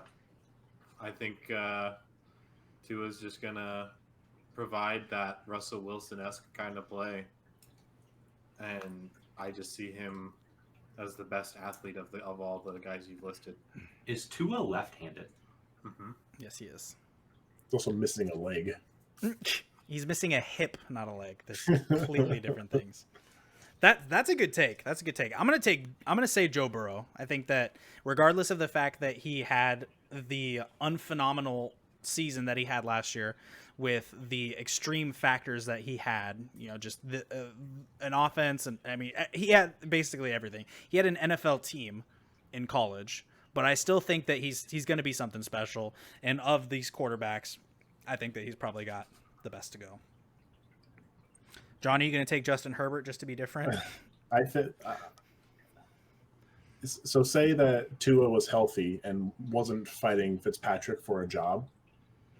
I think he probably has, not Tua, but I think that Herbert has the best year this year out of all three. So I think the Chargers have the best offense out of that. I guess the Bengals, AJ Green stays healthy, same deal. I guess the Bengals probably have the best offense, honestly. Offensive weapons, at least. That wasn't the question. Yeah, I know. Well, no, I know. So I mean, like, yeah, I was right. I was like, yeah, you picked all four of them. No, I'm just saying, I think that for 1 year, I think that Herbert has the best year this year specifically. but over the course of 10 years. Over the course of 10 years, 10 years. I don't know if Tua has more than years, because it's hard coming back, especially on a bad team. If you miss your rookie year, you miss your shot. I think he's going to have a hard time continuing in the NFL.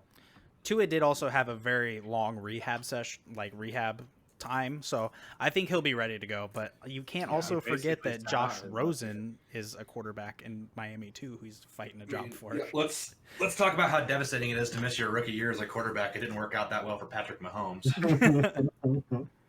It's not gonna be that bad for Patrick Joe Mahomes Burrow also either. is on a good team.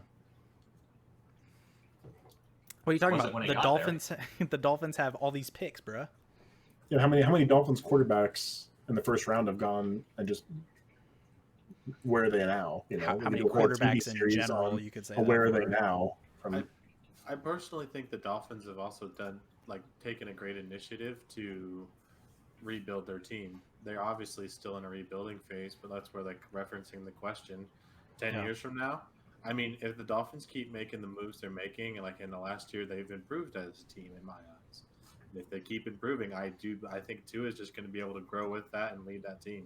Do you think losing Fitzpatrick and losing Rosen, the offensive lineman to the Texans, what's his name? Tunsil. Tunsil. Losing big first round pick players, aren't they were both first rounds, right? Tunsil was for sure. I don't know if Fitzpatrick was, but he plays like one, But losing players like that, I don't know if you say they're rebuilding. What they got for him though. So that you traded Tunsil as a first-round pick. They got 2 first-round picks out of him. Also, he's the most penalized lineman in the league. I don't know that it's that bad of a trade for them. Yeah. He also likes to smoke a bong with a face mask. So, all I'm saying, like I said, the question was 10 years. I'm not saying that Tua's going to come out and be the best quarterback next year. I just think that team has great potential to grow. I think I think everybody made fair points. By the way, if we take Baker out, which we should because it's not a fair part of the question, I would go with Tua. Yeah, well, there you go. I think Rosen. Take Baker out. Rosen. Cap. All right. Let's switch over to the NFC mindset. I'm done talking about AFC quarterbacks and teams. Oh God. Go to the pride and joy. man, I got so many picks to pick from. I want to save this one for last because this is a good one. This can be a nice little doozy we'll have here. Let's just throw it out there. I said I was going to talk about this a lot the rest of the show, and I haven't really talked about it that much. But the guy's jersey that I'm wearing right now is one and only Aaron Rodgers, and we both got jerseys. Me and fiance got jerseys, and I was like, well, who should I get? And I'm like, I probably don't have much time with this one, and I've always wanted to get another one, so I threw it back with Rodgers. Over or under 4,000 passing yards? Matt, take the reins. 4,000 for Aaron Rodgers? He just crested 4,000 last year, for reference. I mean, it's like I said. I mean, it's not unfathomable. I think, I could see him doing it again. I mean, he's definitely in a prove-it year, and Aaron Rodgers is not a guy I would bet against. He's probably one of the smartest quarterbacks playing right now. He plays pretty. He plays his game better than anybody else, I guess is what I'm trying to say. I think as a team, they are going to grow. I think Aaron Jones is going to be a great support to him and kind of take a lot of the pressure off of him. A lot of teams are going to have to respect the run this year from the Packers, so I could see him doing it. I'll call over. Over. Okay. John? I think under. I think they're going to be a run-focused team, and I think their defense has only gotten better, and it was showing great strides last year towards the end of the year. Yeah. Like second half, it really kicked off. So I don't think Aaron Rodgers is going to have to. I think he's going to want to. I don't know. It's tough because Aaron Rodgers is like what Matt just said is he's going to prove it. He wants to play. He wants to be Aaron Rodgers, I mean, essentially, he's competing for his job. I don't know. Yeah, probably. I don't know about this year, but next year, yeah, for sure. I mean, I would say that he probably now. Yeah, I suppose. For the first time in over 10 years, he's at least under the microscope of losing his job. This is the first time he's had anything behind him. Yeah. Worth talking about, Exactly. Blake, what do you got? I mean, the longer they can sit Jordan Love, the better off they'll be as a team. Just, I mean, you want him to learn before he's on the field. Yep. So they would be stupid to try and replace him right away unless he's doing terribly. But I'm taking the under because the same reasons John said. I think they're going to be a much better running team this year than they were last year. And they didn't really do anything to improve the passing game. So if he really crested last year, lost things, yeah. Yep. I will also be taking the under, but just barely. I think he'll at least get like 38, 39 maybe, but it'll be just under that. The team that they lost to twice last year has a bolster of an offensive line, and they had 4 running backs that they could go to at any point in time, and a quarterback who's a pretty good field manager. The Packers in their draft did nothing but bolster their offensive line and get more running backs, and now they have potential. They have 4 great guys that could be in on the running game this whole season. So I will also say under, and I say that they probably also win about 12 games this year. Yeah. Not that anybody asked, though. The only stat that I do remember seeing was I think they have like the second best like positioning against quarterbacks and wide receivers. Like they played like the worst secondary this year as a whole. Yeah. And I think they play a pretty tough run. Like that's like the statistical, that you look at. What are they playing against? Good. Like, are they going to be good at the run or good at the pass? And yeah, they have a really low. Like against their run is very difficult. Against their pass is very easy. So gotcha. It could turn either way. Yeah, it could. But they want to run though. Right. Any given Sunday, I think that for the first time, and we even saw it last year. Rodgers was a full-on game manager, and it was the first time in his career where he was not expected to be hey, there's 30 seconds left, just go down the field and score us a touchdown or go get us into field goal position.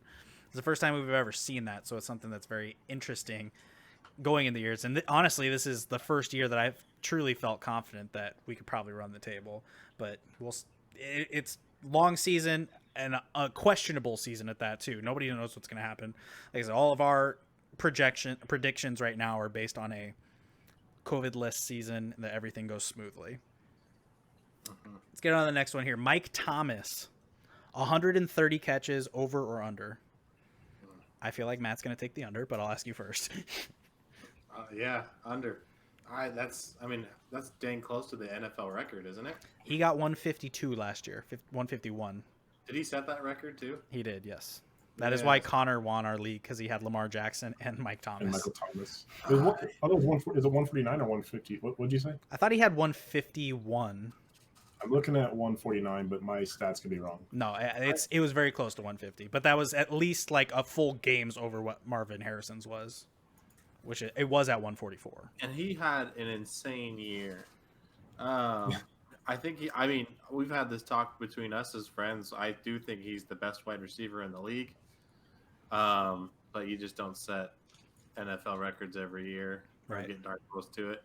I could see him breaking 100 pretty solid, but 130 is a stretch. So I say under. I will also say under, but I will say it'll be closer to 125 because Breeze loves to check down. Blake, what do you got?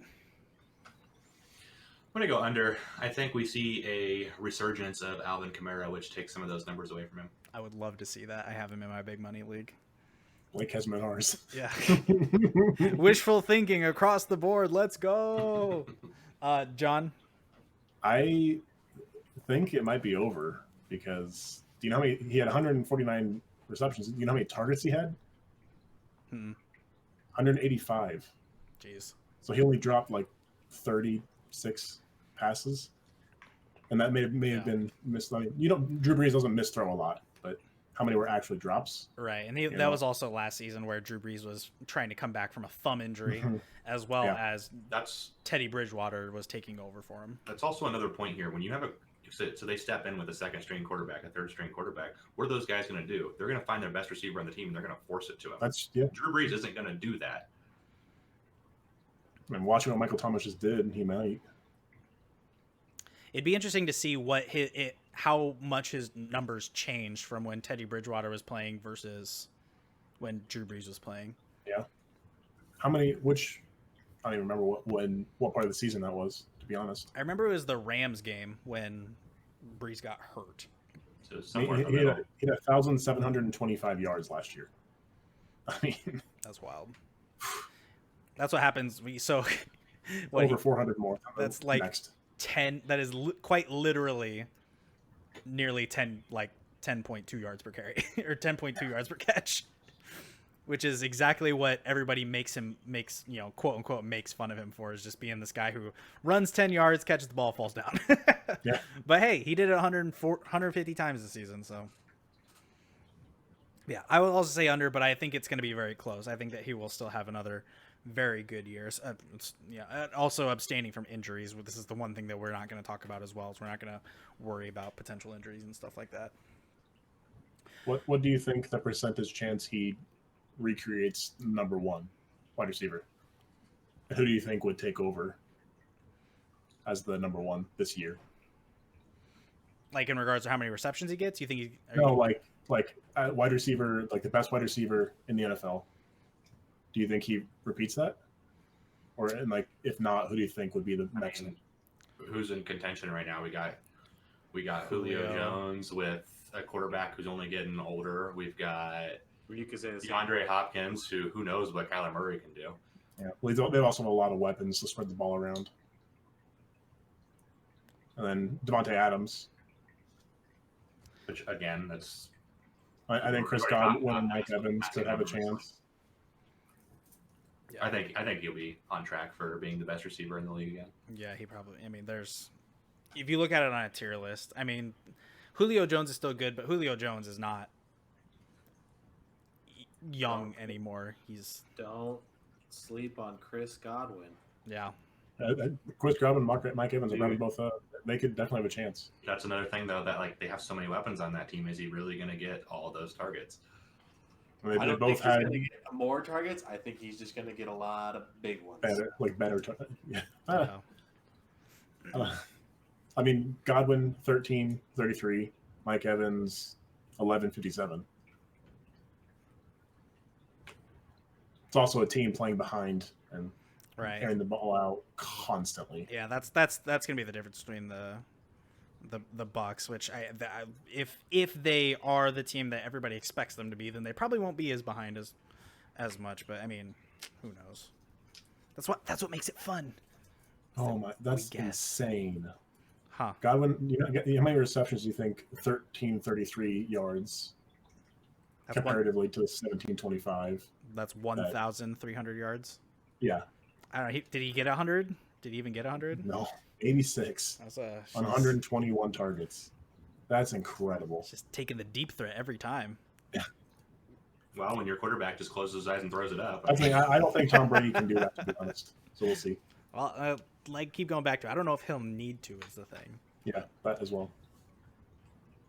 We can kind of keep on point with that. The next one that I had was Tom Brady, 25 and a half touchdowns, over or under. Matt, we'll start with you again. That's a tough one. I don't know, man. Like, in a perfect world for me, Tom Brady is going to show out at the Bucs, and they're going to dominate and win 12 plus games, and that's what I want to see. I don't think I don't even know what to guess, because it's just like, it's so new. Yeah. And it's so crazy. It's probably like one of the craziest moves in the NFL ever. So it's just like, well, you're really going to get to see, was it really all Belichick? Was it really all Brady? Was it both guys kind of compounding together? It's going to, I've never seen those two apart, so I have a hard time telling. But for just the sake of the amount of receiving talent they have there versus running backs alone, and the way I know Brady plays, I'll say over. I think it's a fair statement, John. I think exactly what Matt said was what I was about to say is their receiving core versus their running back core. He has to. Yeah. Like, I don't like, if they want to be a winning team, he has to throw over 25. So. Yeah. Blake. Tom Brady is one of the biggest chip on your shoulder players that I've seen. It's absolutely going to fire him up that this is a prove it year for him. Was it Belichick or was it Tom Brady? If he gets under 25 touchdowns, you'll never hear from him again. He will not let it happen. Over. No. That's a good point. What do you think what's your guess on how many? Like over 35? I got mid-30s. I think mid-30s. I think he barely crests 30. That is aggressive. I think the way he plays, I mean, asking for 2 touchdowns a game from him puts him right around 30, 32. Mm-hmm. So I think that's something that's manageable for him. I know that I watched him play for my entire life, football.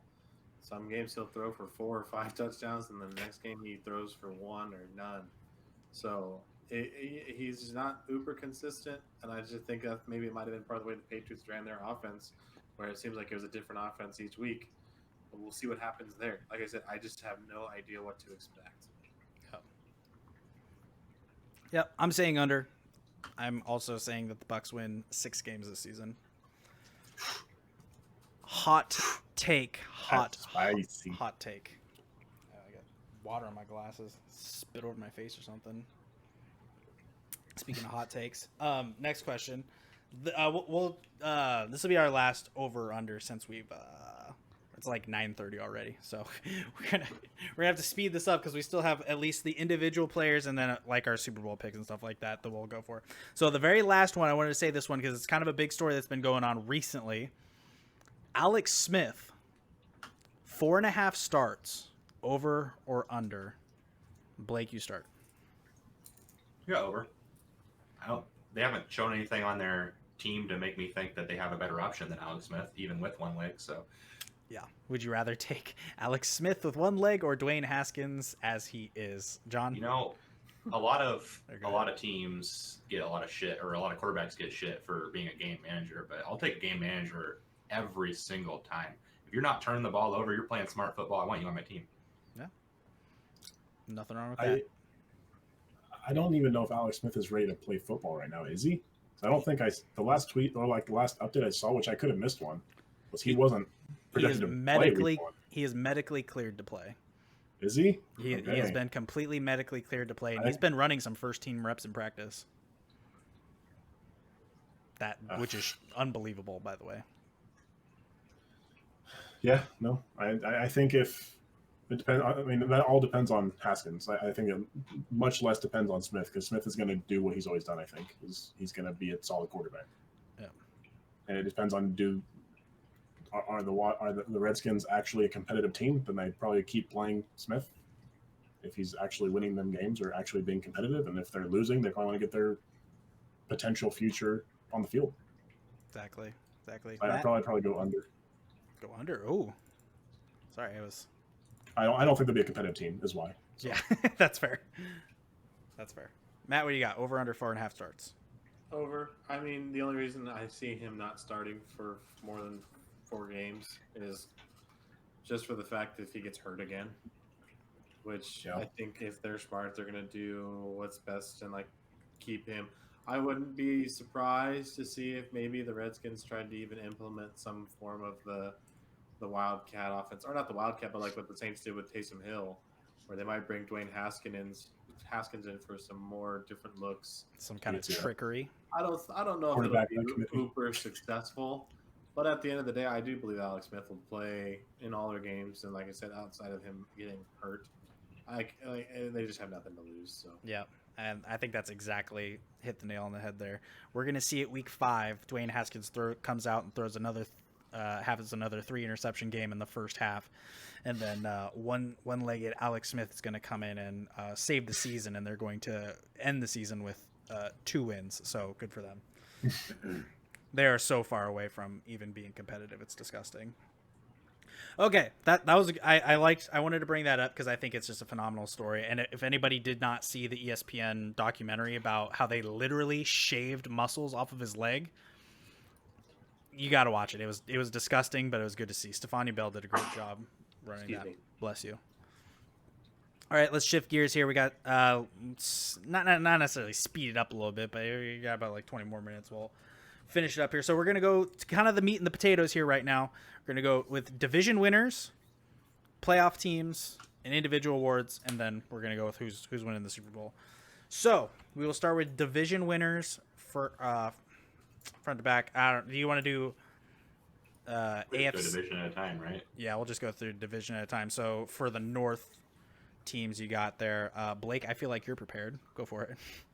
Well, which North? Both of them? Both of them. Ravens, I think there's going to be competition in that division, but the Ravens are the best one there, so they take it. Yep. Packers and the other one. I've got the North being the exact repeat of last year, so. I would agree with that. So the Lions getting the last place, yeah. The last place again. Per usual. I don't think this is going to be a surprise to anybody. I also have the Packers winning the North and the NFC, and then the Ravens taking it in the AFC. John, what do you got? I think the Ravens are easily the only option. Yep. But I honestly, right now, I think between the Packers, Vikings, and Bears, I think it could be any one of those 3. You got to pick one. Keep them honest. That's tough because the Bears did a lot of. The Bears starting running back was carted off the field in training camp today. That's true. Yeah, I did see that. I've been off Twitter. I actually have a quarterback. It's one thing they needed. Packers. Just because that's what I want. According to someone on Bears Twitter, they said that Jimmy Graham, the 35-year-old tight end, is the best player at Bears training camp right now. They did get Jimmy Graham. Never mind. It's between the Vikings and the Packers. Here's where things start to get a little spicy. They could be a little spicy. Let's go with the East. Who do you got? Do we get Mets? Oh, shit! Oh, it's okay. I agree with you guys. He's going to take the Lions now. Watch this. No. Lions, Bengals. I didn't really even pipe up because you guys said exactly what I was thinking. AFC North Ravens, I still think they're the best team there. NFC North, the Packers, I just think they're the most well-built team composition-wise. A lot of those other teams have big glaring holes, and I think the Packers will just be able to walk right into another division win, really. Agreed. All right, we'll go to the East, and Matt, we'll start with you, so I don't forget you this time. Okay, so the AFC East, I'm actually, and it pains me to say this, I'm gonna say the Buffalo Bills.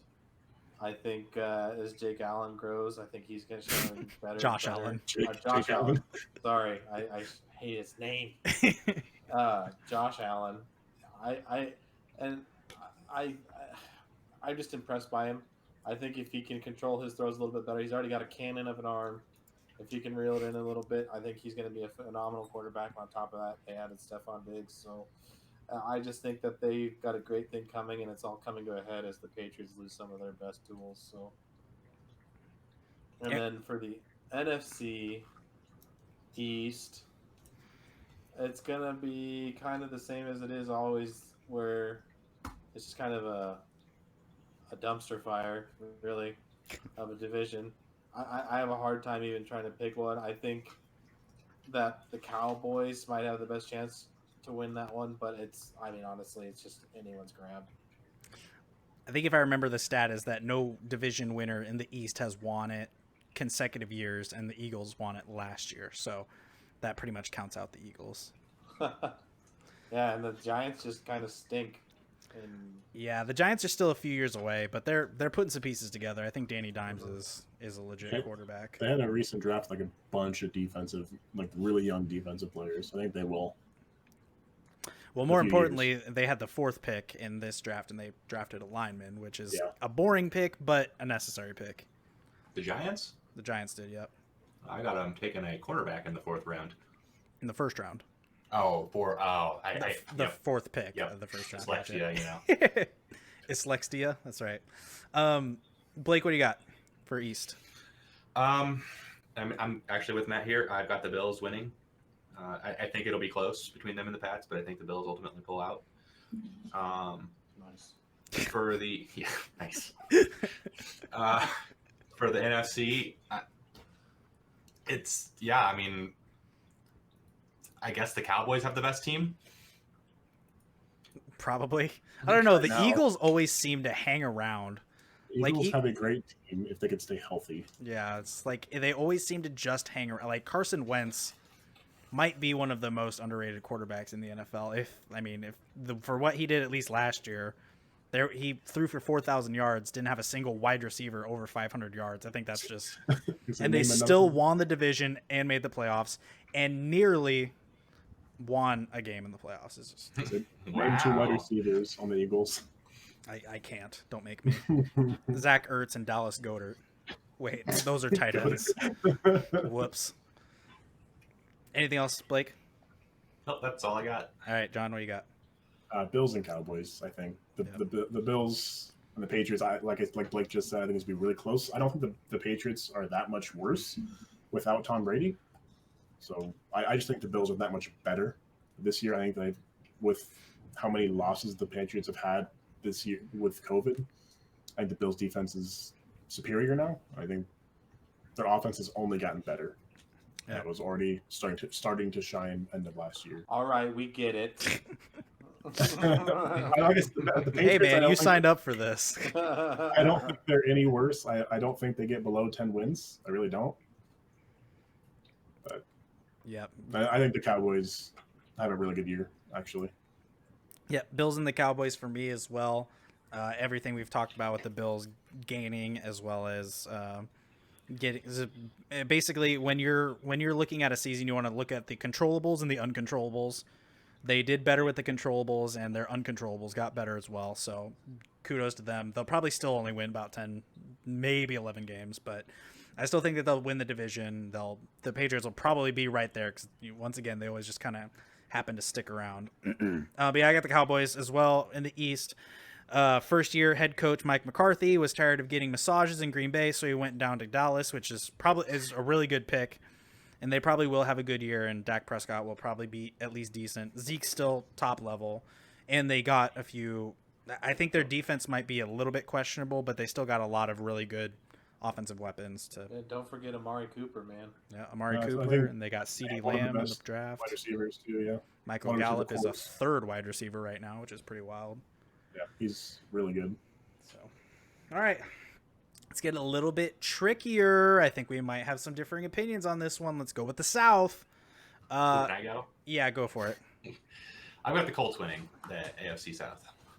Colts have been building a team, and they just need to pull it all together. And with the addition of Michael Pittman and Jonathan Taylor this year, and Phillip Rivers is there now too, right? Yep. Correct. Like, I don't know. They could be a dangerous team. I like the pick. I don't think it's as controversial as you think. The NFC, I mean, I think it's the Saints. Yeah, not much more to say on that than we've already had, huh? I mean, there's a chance that it's the Buccaneers, but I think that the Buccaneers are still like. I don't know when we're gonna say wild cards. Buccaneers are my wild card team, so let's put it that way.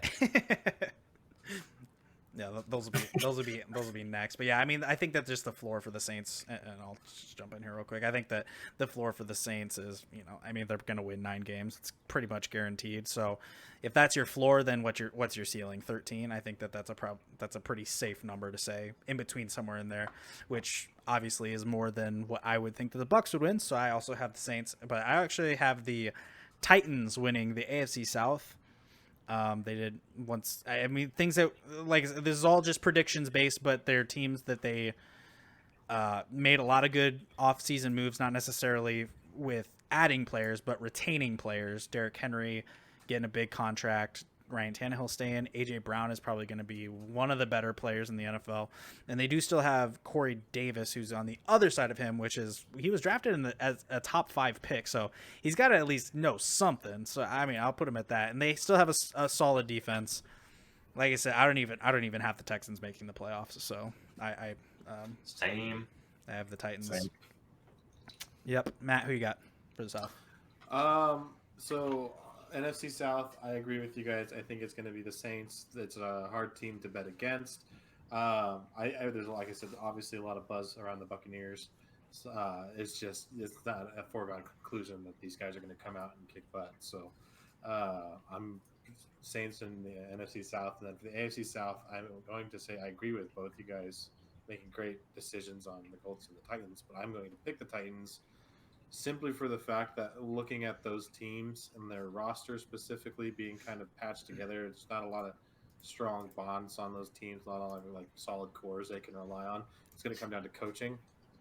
So, and Mike Vrabel is my guy. I think Mike Vrabel is the best coach in the AFC South right now, so he's going to take them to another division championship. He is a good coach. John?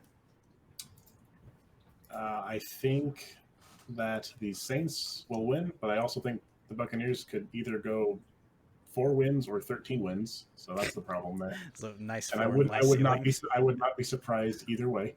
I think that's fair. And I think the Titans, because T.Y. Hilton can't stay healthy, and then name 2 more wide receivers on that team. Phillip Rivers can just sustained 2,000-yard wide receivers, but they don't have the wide receivers to do it. And I think Derrick Henry runs over the entire NFL this year. I think you don't need to have chemistry with your players to hand the ball off to Derrick Henry and just run everybody over. I've said it for years. There's no reason why he shouldn't be good in the NFL for his size. I think he has it. Like they just talked like a little blurb the other day where he's catching balls more smoothly than he was before. So they may try to involve him in the passing game, which if he does, he's number 1 running back in the NFL, I think. It's the one piece that's missing in his game is some ball catching. All right, let's go to the West. This one is pretty straightforward as well, but let's see. Matt, go ahead and start. I do think it is going to be in the AFC West. I think it is going to be the Chiefs again. However, I will say that I think this division is going to be sneaky good. I think that all 4 of those teams have a good chance of putting up winning records.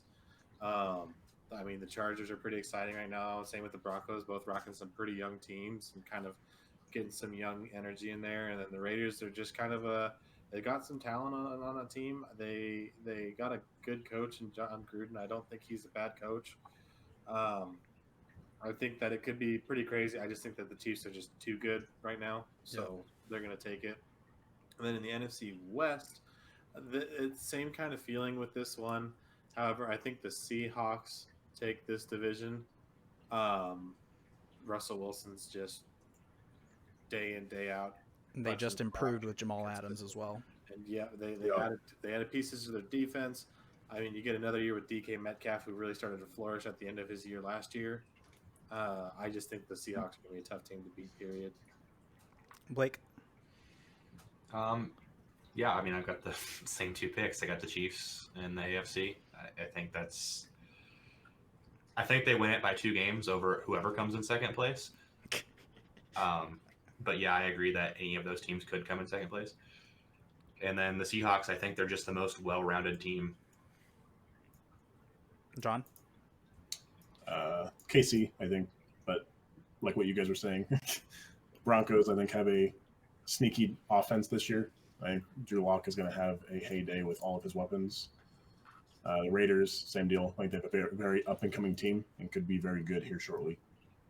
Chargers, I don't know if their quarterback play, it's going to depend on that. Their team is solid as a whole, but without knowing the quarterback play, it's tough. Right. Seattle, I think, wins the NFC just because they're a better 49ers team at this point. Yep. Yeah, it makes sense. Everybody went. Defense. Go ahead. Sorry. So the defense only improved, and I think if they could stop only running the ball and let Russell Wilson air it out, I think they could probably be the best team in the NFL. And now they have the option to with I think didn't they pick up? They've had the option to. They just never do. He like I can never remember their coach's name. Fucking Bubblegum. What's his name? Pete Carroll. Yeah. Pete Carroll. All he wants to do is run the ball. So. Yeah. I wish I could be as strong as Pete Carroll's jaw muscles. Unfortunately, I can't. It's the Seattle Seahawks have been the same story the last few years, where it's, hey, we're gonna run the ball every single play, and it's, hey, we're third and long. Oh, Russell Wilson, can you bail us out again? When you get down to the end of the game and you're 2 points behind, it's like, Russell Wilson, we know you're really good. Can you please win the game for us? And he does. So I think if they just let him play football, I think they're really an unstoppable team. He did want to run the ball, except at the 1 yard line. Phoenix says, "True, Will W." Everybody went with the Seahawks. Obviously, I'm going with the Chiefs, so they're gonna win. They'll probably win 13 games, 12 to 13 games this year.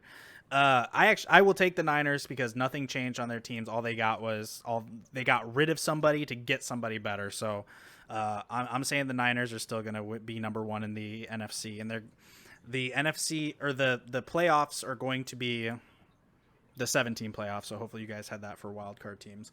But so I mean, just pick. Oh shit! I did not.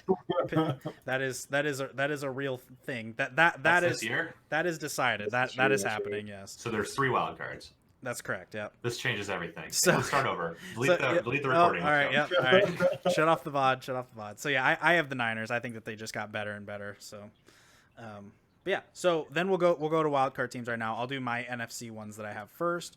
I have the Seahawks as a wild card team.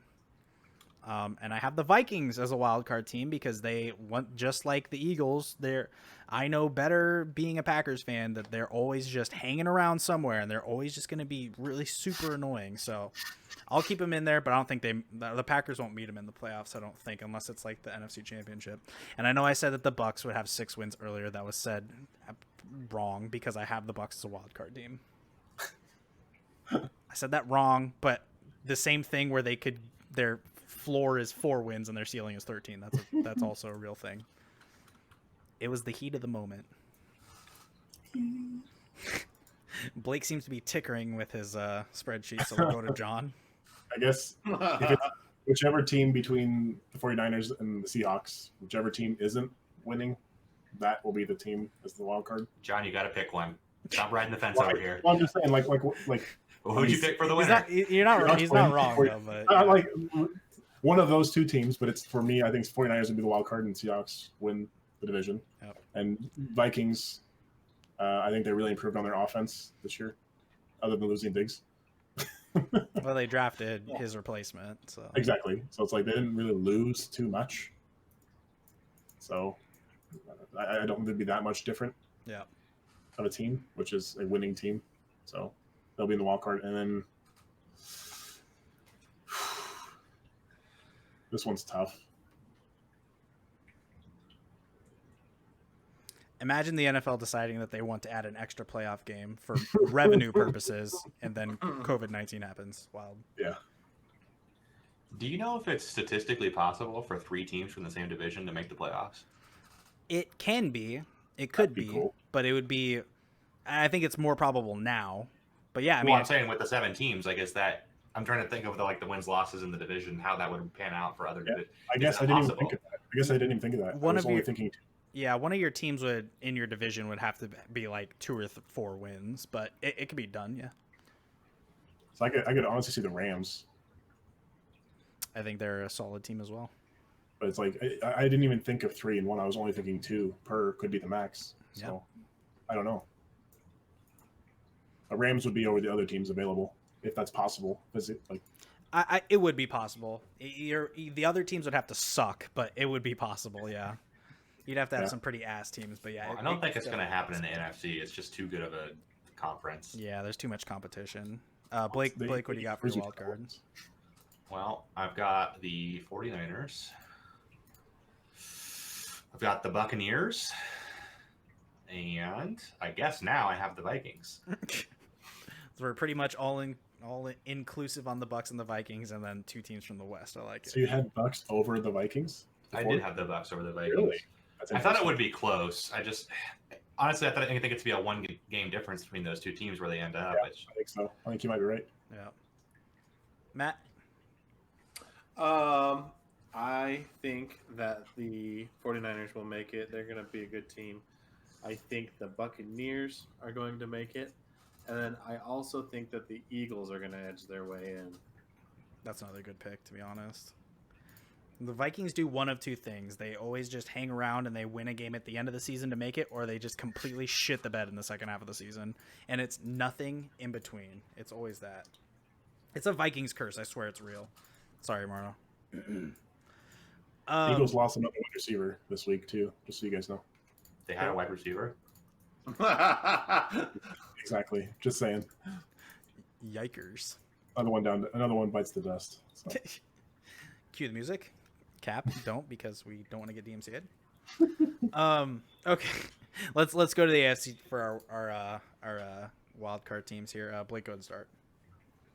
I think my first team in is the Raiders. That's bold. I think we're going to see a much better Raiders team this year, especially, their biggest problem last year was not having someone to take the top off the defense, and they drafted that in Henry Ruggs. I would just like to point out, having a cool stadium does not mean you're going to win games. Just point that out. I didn't even think about that, but that's actually awesome, and I want to go watch a Raiders game if it was at all possible. The Vikings prove that. So, Damn, dude. My second team in is the Patriots, because I do think they'll be neck and neck with the Bills. And then this last one's tough. I really got 3 teams in mind here, and I can't. It's Steelers, Titans, or Texans, and who knows? I put Steelers, Titans, or Browns, honestly. Well, he had the Browns win in 4 games, so It's really hard to count out Mike Tomlin. I'm going to have to go Steelers. that's a very, very good point. Some people Like have their Steelers. defense as one of the best defense in the league, so it's very tough Ben, to point them out. Big Ben coming back makes a big difference. They went 8-8 without him, so yeah. All right, who do you got, John? Pretty much the same exact thing. I think the Patriots. I don't know if the Colts would make it, but the Steelers I definitely think do, and then I think the Raiders have a good chance. All the same reasons that Blake said. I think they. Yeah. I'm pretty sure. Got a cool new stadium. Yeah. No, I think they also increased their offense. They made picked their up a offense. linebacker too, which was a huge need for them. Yeah, they have a lot of young talent that can be groomed in such a way that I think Gruden can do it. Mm-hmm. Gruden's he's a coach, man. I actually love John Gruden. Like, Here's a guy. someone can get it done, he can get it done. Yeah. You should start only talking in Gruden. If I could do a really good Gruden impression, I would. But unfortunately, I'm not Frank Caliendo. Listen, here's what we're going to do. We're going to put Henry Ruggs on the field. He's going to run like 40, 50 yards down the field. We're just going to bomb it over the top. The Spider 2Y banana. Every time. My AFC teams are the Browns, obviously, because I have them winning 11 games. And then I will throw the Colts in there that they will win at least 9. They'll just barely get in. And then my last wild card team for the AFC is actually, it is going to be the Broncos. I think the Broncos are going to make a very big leap this year, and they could potentially ruin a lot of people's. The Broncos have all of the receivers. It's a much more competitive. They have. I mean, Drew. I mean, I feel like I could throw with those receivers. It doesn't matter who's at quarterback, you know. And Drew Lock is. He's probably not the answer, but he should probably at least have a decent season with all those wide receivers. I didn't pick the Broncos because I don't believe in the coach. That's fair. Well, Drew Lock was one of your. I guess are you going to do a like MVP thing later? Yeah, we're gonna do that right now. Okay. Individual awards. No, I didn't get mine. What? Yeah, I Matt thought you didn't did. No. Oh my god! Do you think it's Tuesday and Matt's not here? I'm the worst in the world. Man. It's because I'm being quiet for once. I won't lie to you if that's probably true. Matt, who do you have for your 3 AFC wildcard teams? It's actually I'm gonna pick the Broncos to make it, and the Steelers, and then I think this is all biased included. The Patriots are going to sneak in, and it's going to be close. Disastrous. I just don't think. I just think with as many guys they got sitting out on the defense and a whole lot of changes being made, it's going to be kind of a rough year. We cannot count out Belichick. That's a period. End of the fact. Although I don't have them as a playoff team, I still think that they will be competitive for probably 12 weeks, and then disaster might hit towards the end of the season. But that's what I believe will happen. Okay, did everybody get a chance to go? Okay, great. Let's give a quick rundown on the individual awards. And we'll see if we have some time for day 1 impact rookies, but we'll talk about our Super Bowl teams and winners after. Individual awards, Blake, just give a quick rundown. MVP, offensive player, defensive player, rookie, offensive and defensive rookie of the year. I didn't do offensive and defensive rookie, but I did do coach of the year. So that works too. For MVP, I think it's Russell Wilson's season. I think he comes back. I think he comes back strong, and he puts on a hell of a show out there. It's a good offensive player of the year. I mean, it's Christian McCaffrey. How is it not Christian McCaffrey? How is it not Christian McCaffrey the last 2 years? Wild. The only reason if he gets hurt, it's the only way he's not. Like, or if Mike Thomas gets 130 receptions. Yeah, Michael Thomas again. Yeah. Defensive player of the year is a little bit of a stretch, a little bit of homerism going on for me. Not quite homerism, but related, and you'll see why. I think TJ Watt. Oof. Wow. That's a good one. That's 2-time All-Pro already, 4 years into his career. Rookie of the year. I don't know if people are going to like this. I've got Patrick Queen. This is a defensive player? This is a linebacker, the right? linebacker that the Ravens drafted in the first round. That's a sneaky good pick. I like that. And then coach of the year, well, I mean, we just talked about it, John Gruden. Bill O'Brien. When John Gruden gets his Raiders into the playoffs this year and shocks the Ravens in the first round, coach of the year. Okay, that's bold. I like that. I like that. Ooh, that's the fiery sense we like to see. Ghost pepper over here. Yeah, no kidding. No kidding. All right, I'm not going to forget you this time, but John, what do you got? I don't want to take Matt's, but we do have a very similar MVP. Oh no. Well, you usually say, man. I'll say mine too. No, it's the same person, I think. Yeah, say it. I don't care. Matt and I have talked about this. Matt's before. like, I'm not going to get a chance to talk anyway, so you might as well say all my picks. I know who it is. Just shut the podcast down. I'm just gonna go. So I think Josh Allen has a really good chance this year. Wow. Yeah, that's my sneaky. That's your long shot. MVP. Yeah, exactly. What were the other questions? I'm sorry. Offensive player of the year, defensive player of the year, offensive rookie, defensive rookie, and do coach of the year if you want. But just, I mean, whatever individual awards you want. Offensive player of the year, I think Chris McCaffrey. I think Zeke has a chance this year actually as well. Unless they're just so far ahead that Tony Pollard takes everything, which I think is a definite possibility. Vulture. I really do. I think the Cowboys are ahead in probably 70% of the games they play this year. Their offense is just going to be so good this year. I don't think that's a hot take, but I like it. It's not. But that's the problem is, I mean, I have Zeke in our fantasy league, and so it's a little bit of a biased opinion. But I think he has a potentially number one running back year. Like I said, unless they're so far ahead that, hey, take a breather, Zeke. You know. Defensive player of the year. Mm-hmm. I don't think I did this one. Yeah, if it makes you feel any better, I don't have one. But the reason that I didn't put a defensive player down is because it's going to be a defensive lineman, and it's going to be a Bosa, it's going to be a Watt, it's going to be a Donald. It's going to be one of those. Didn't one of the Bosa brothers just get hurt? Like out for the rest until season starts? I did not. I think it was Joey. That. I don't know for sure. You're talking about a JJ Watt. There's just not a fucking chance in the world. Hey, you never know. He single-handedly won their division, their playoff game against the Bills. It's just no. Give him the MVP. Fuck it, just give it to him. On the keep going. Seahawks, he may have a chance. Jamal, or wait. Jadeveon Clowney is not on the Seahawks. No. And we're talking about Adams. JJ Watt. Oh, okay. I think he has a chance, but I don't think it's likely. Yeah. Got any rookies out there, coaches? I think the obvious rookie is probably Clyde Edwards-Helaire, just for opportunity at this point, but I don't know how likely that actually is because they have so many running backs still. It's I think that new wide receiver the Vikings drafted has a chance for offensive player of the year as well, and Henry Ruggs as well. Justin, is it for Jefferson? Yeah. Just keep naming all of them. What do you got for defense? Defensive player rookie of the year, if you have one. If you don't, it's fine. I don't have a defense rookie. Sorry. All right. Matt, what do you got? So MVP, like John said, we did talk about it. I think Josh Allen is the guy.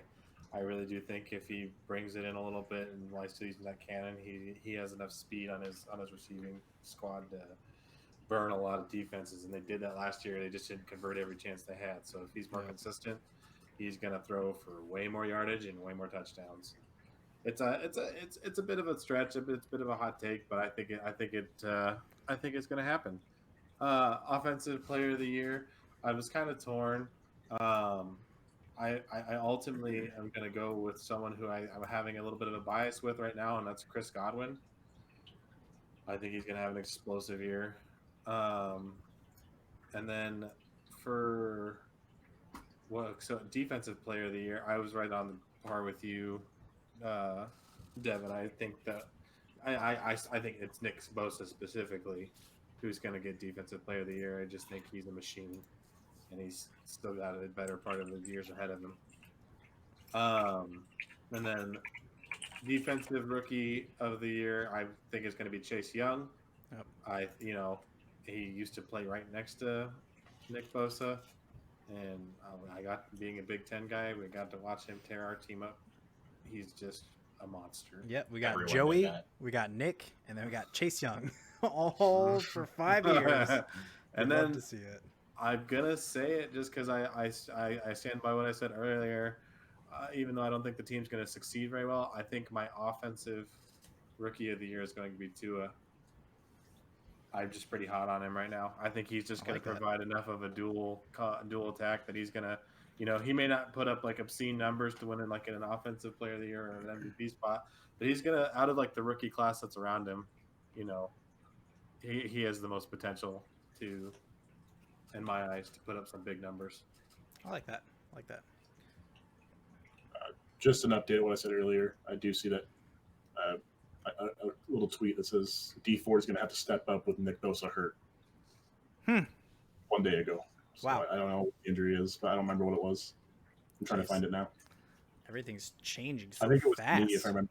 But Yeah, I hope he's not too bad because that. Probably heard his ball sack teabagging Aaron Rodgers.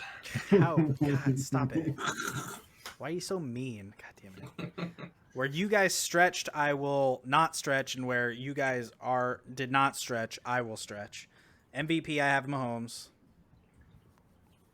Pretty obviously, I have them going back to the Super Bowl again. Offensive Player of the Year, CMC, shouldn't surprise anybody. Defensive Player of the Year is where I'll stretch at, and I'll say that Zadarius Smith of the Packers. Small bias, but he also had. I like it though. He also had the most pressures in the NFL by 20 of any pass rusher from last year, and did not get all Pro nod or a Pro Bowl nod for that matter. He was a freak. Hashtag whatever that was called. But yeah, I didn't have defensive player because it's always the same usual suspects. I don't want Aaron Donald to win another one because I want J.J. Watt to have the most. Offensive Rookie of the Year, I'll give it to Jerry Jeudy. Judge Judy, coaches in session. That's the wide receiver for the Broncos. And Chase Young is just a shoe-in for the Defensive Rookie of the Year as long as he can stay healthy. Okay, let's get to the next one here, which is, and we're wrapping it up here pretty quick. Give me your playoff winners. Let's just talk championship games. AFC Championship game, NFC Championship game. Who wins and why? Blake? I mean, I didn't really think through who everyone's playing. I've just got who I think is going to the Super Bowl. So yeah, that's your I did winner. the same way. I think it's going to be Chiefs Seahawks. In the Super Bowl? Yeah. I mean, Chiefs for obvious reasons. They've got a really solid team, and they don't look like they're taking any steps back. So Seahawks, I think, are taking a step forward. I think they will be the best team in the NFC, and we'll see when they win the Super Bowl over the Chiefs. I think that is a very good take. That's a very good take, and that'd be a very interesting Super Bowl to see. John, what do you got? I think Ravens and probably Ravens Packers, I think. That's going to be a tough game. Do not. I dabbled with that being my Super Bowl win, but I was like, no, I can't imagine that. Matt, who you got? I think that the Ravens are going to beat out the Chiefs in the AFC Conference Championship, and I think the Seahawks will edge out the 49ers in the NFC Championship game. And from there, I think that the Ravens actually land another Super Bowl. I just think their defense is pretty I think so solid. too. Yeah, Oh, if it's there. if it's the Pack, I'm sorry, John, I forgot to jump in there. I think that it was kind of inferred that if it's the Packers Ravens in the Super Bowl, I think the Ravens are going to win. The Packers' track record with running quarterbacks has been ass over the last 10 years, so I think that that's pretty safe to say. I have in the championship games, I actually have the Packers versus the Cowboys, my two favorite teams. Cap. I started that meme. I'll What a good meme. Shut that shit down before it gets brought up again.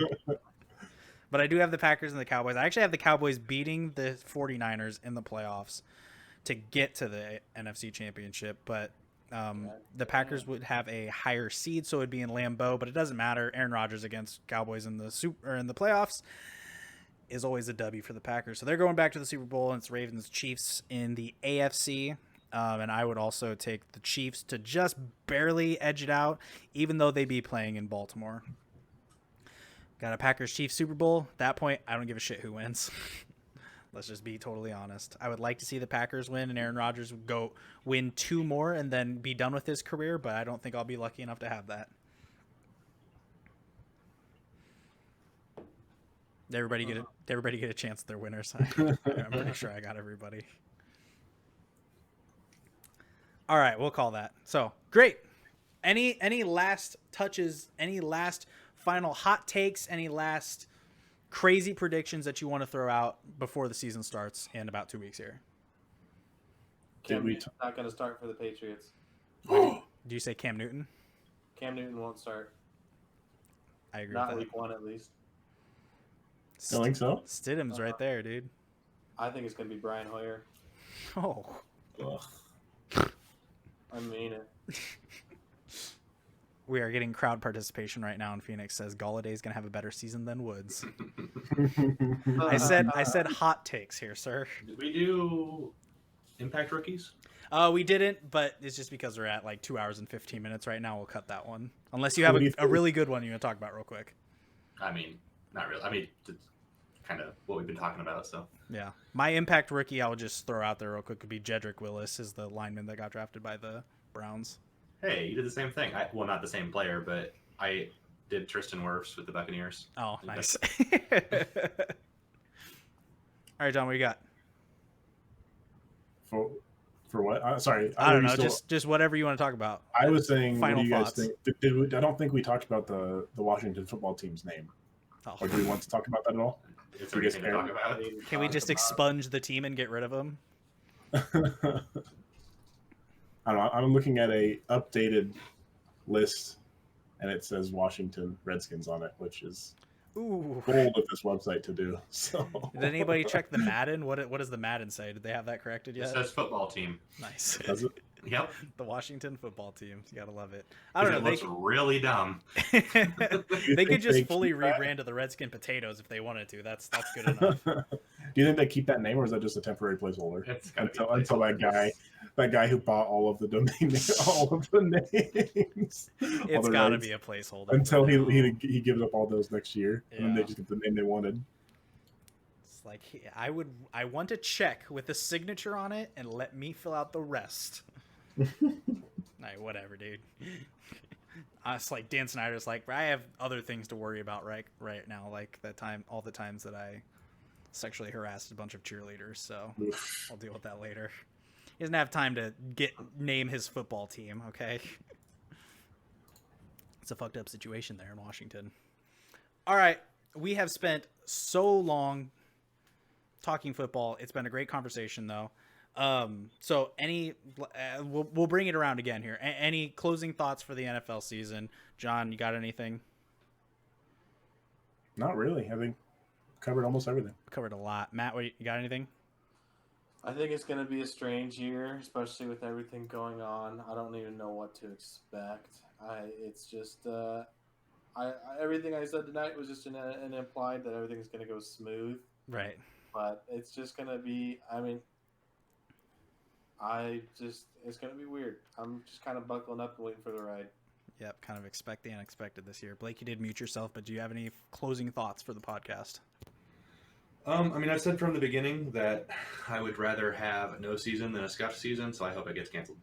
Well, that's fair enough. And that's probably the hottest take you've said tonight, especially after the tweet that I sent that we found out yesterday that they've had 6 positive tests over the 8,000 they've done, and none of them are players. So people want to play. I think that's evident. But yeah, I agree with what you're saying, though. I would rather have no season than hey, let's just play 3 games for the first month, and then whatever they decide. It's gonna be a pain either way. Do you think if two teams fully get infected, would that cause them to stop? I think so. That things are just gonna get too in that particular 2 full teams at any point. I mean, that's just 50% of the team gets infected because they're both on the field playing against each other. Yeah. And somebody on the field was infected. Yeah. That comes out a week later. Hey, over half of our team is infected. Yeah. You're going to play, you're going to forfeit your game. Sign some contracts. Hurry it up. They're just going to transition into Halo 3 infection, and it's going to be a wild ride. It's going to be nutty. All right. Did you just take an L there, I guess? Yeah, you could. Yeah, I think you could. I don't know. Unless you want to sign your grocery store clerk or something like that. It's a bold Belichick move. So we'll see if they do it. All right, y'all. I appreciate you guys coming back on the podcast. I appreciate this good conversation that we had, and thank you for taking the time. We're sitting about 2.5 hours of conversation here, which is awesome conversation. Matt, I want to give a special thanks to you for this being your wedding week and you taking some time out and speaking with us, as well as congratulations on you and your wedding. I can't wait to celebrate that with you next week. Thanks, fella. All right. Any Twitter handles or anything you guys want to throw out there? You should follow TaterBoy09 on Okay. Twitter. Thanks. Yeah. That was Yeah, my actually, I've got a Twitter handle. It's TaterBoy09. joke. I would much rather you guys follow the podcast on Twitter, which is at Tater Talks Pod, by the way. That's what I said. Yes. No. I heard Word for word. No, for real though. Thank you guys for shouting that out. But also we do have a YouTube channel for the podcast. I forgot to announce. Like we had the podcast. It's just that is the YouTube channel right now. It's if you type in YouTube Tater Talks the podcast, I'll get a macro for it or a command for it in the chat here. All episodes that have been ever recorded were down while I was transferring them over. They all went live at 10 o'clock tonight. So the whole first season of Tater Talks is now available on the YouTube channel, as well as all the highlights. So please go subscribe to that. If you're bored at work, listen to them. We have some wild rides. But yeah, I will throw this also out there. So this will be live tomorrow morning on all platforms as well. All right. Once again, boys, I appreciate you guys being on the show. I'm going to go ahead and mute you here in Zencaster, but I really do appreciate you guys hanging out. We are going to be ending this podcast. It's about a 2.5 hour podcast. Honestly, I can't even imagine. I can't fathom the good conversations that we had tonight. So I hope that we have a great season. I hope that the season will play out, and I hope that we can keep going with those 0 tests positive that we've had. Like I said, I've closed out this podcast every single time. My name is TaterBoy09, and any time you spent in this chat is a wasted minute, so let's make it a damn good time. And I hope that you had a damn good time this evening. Thank you. Have a good night.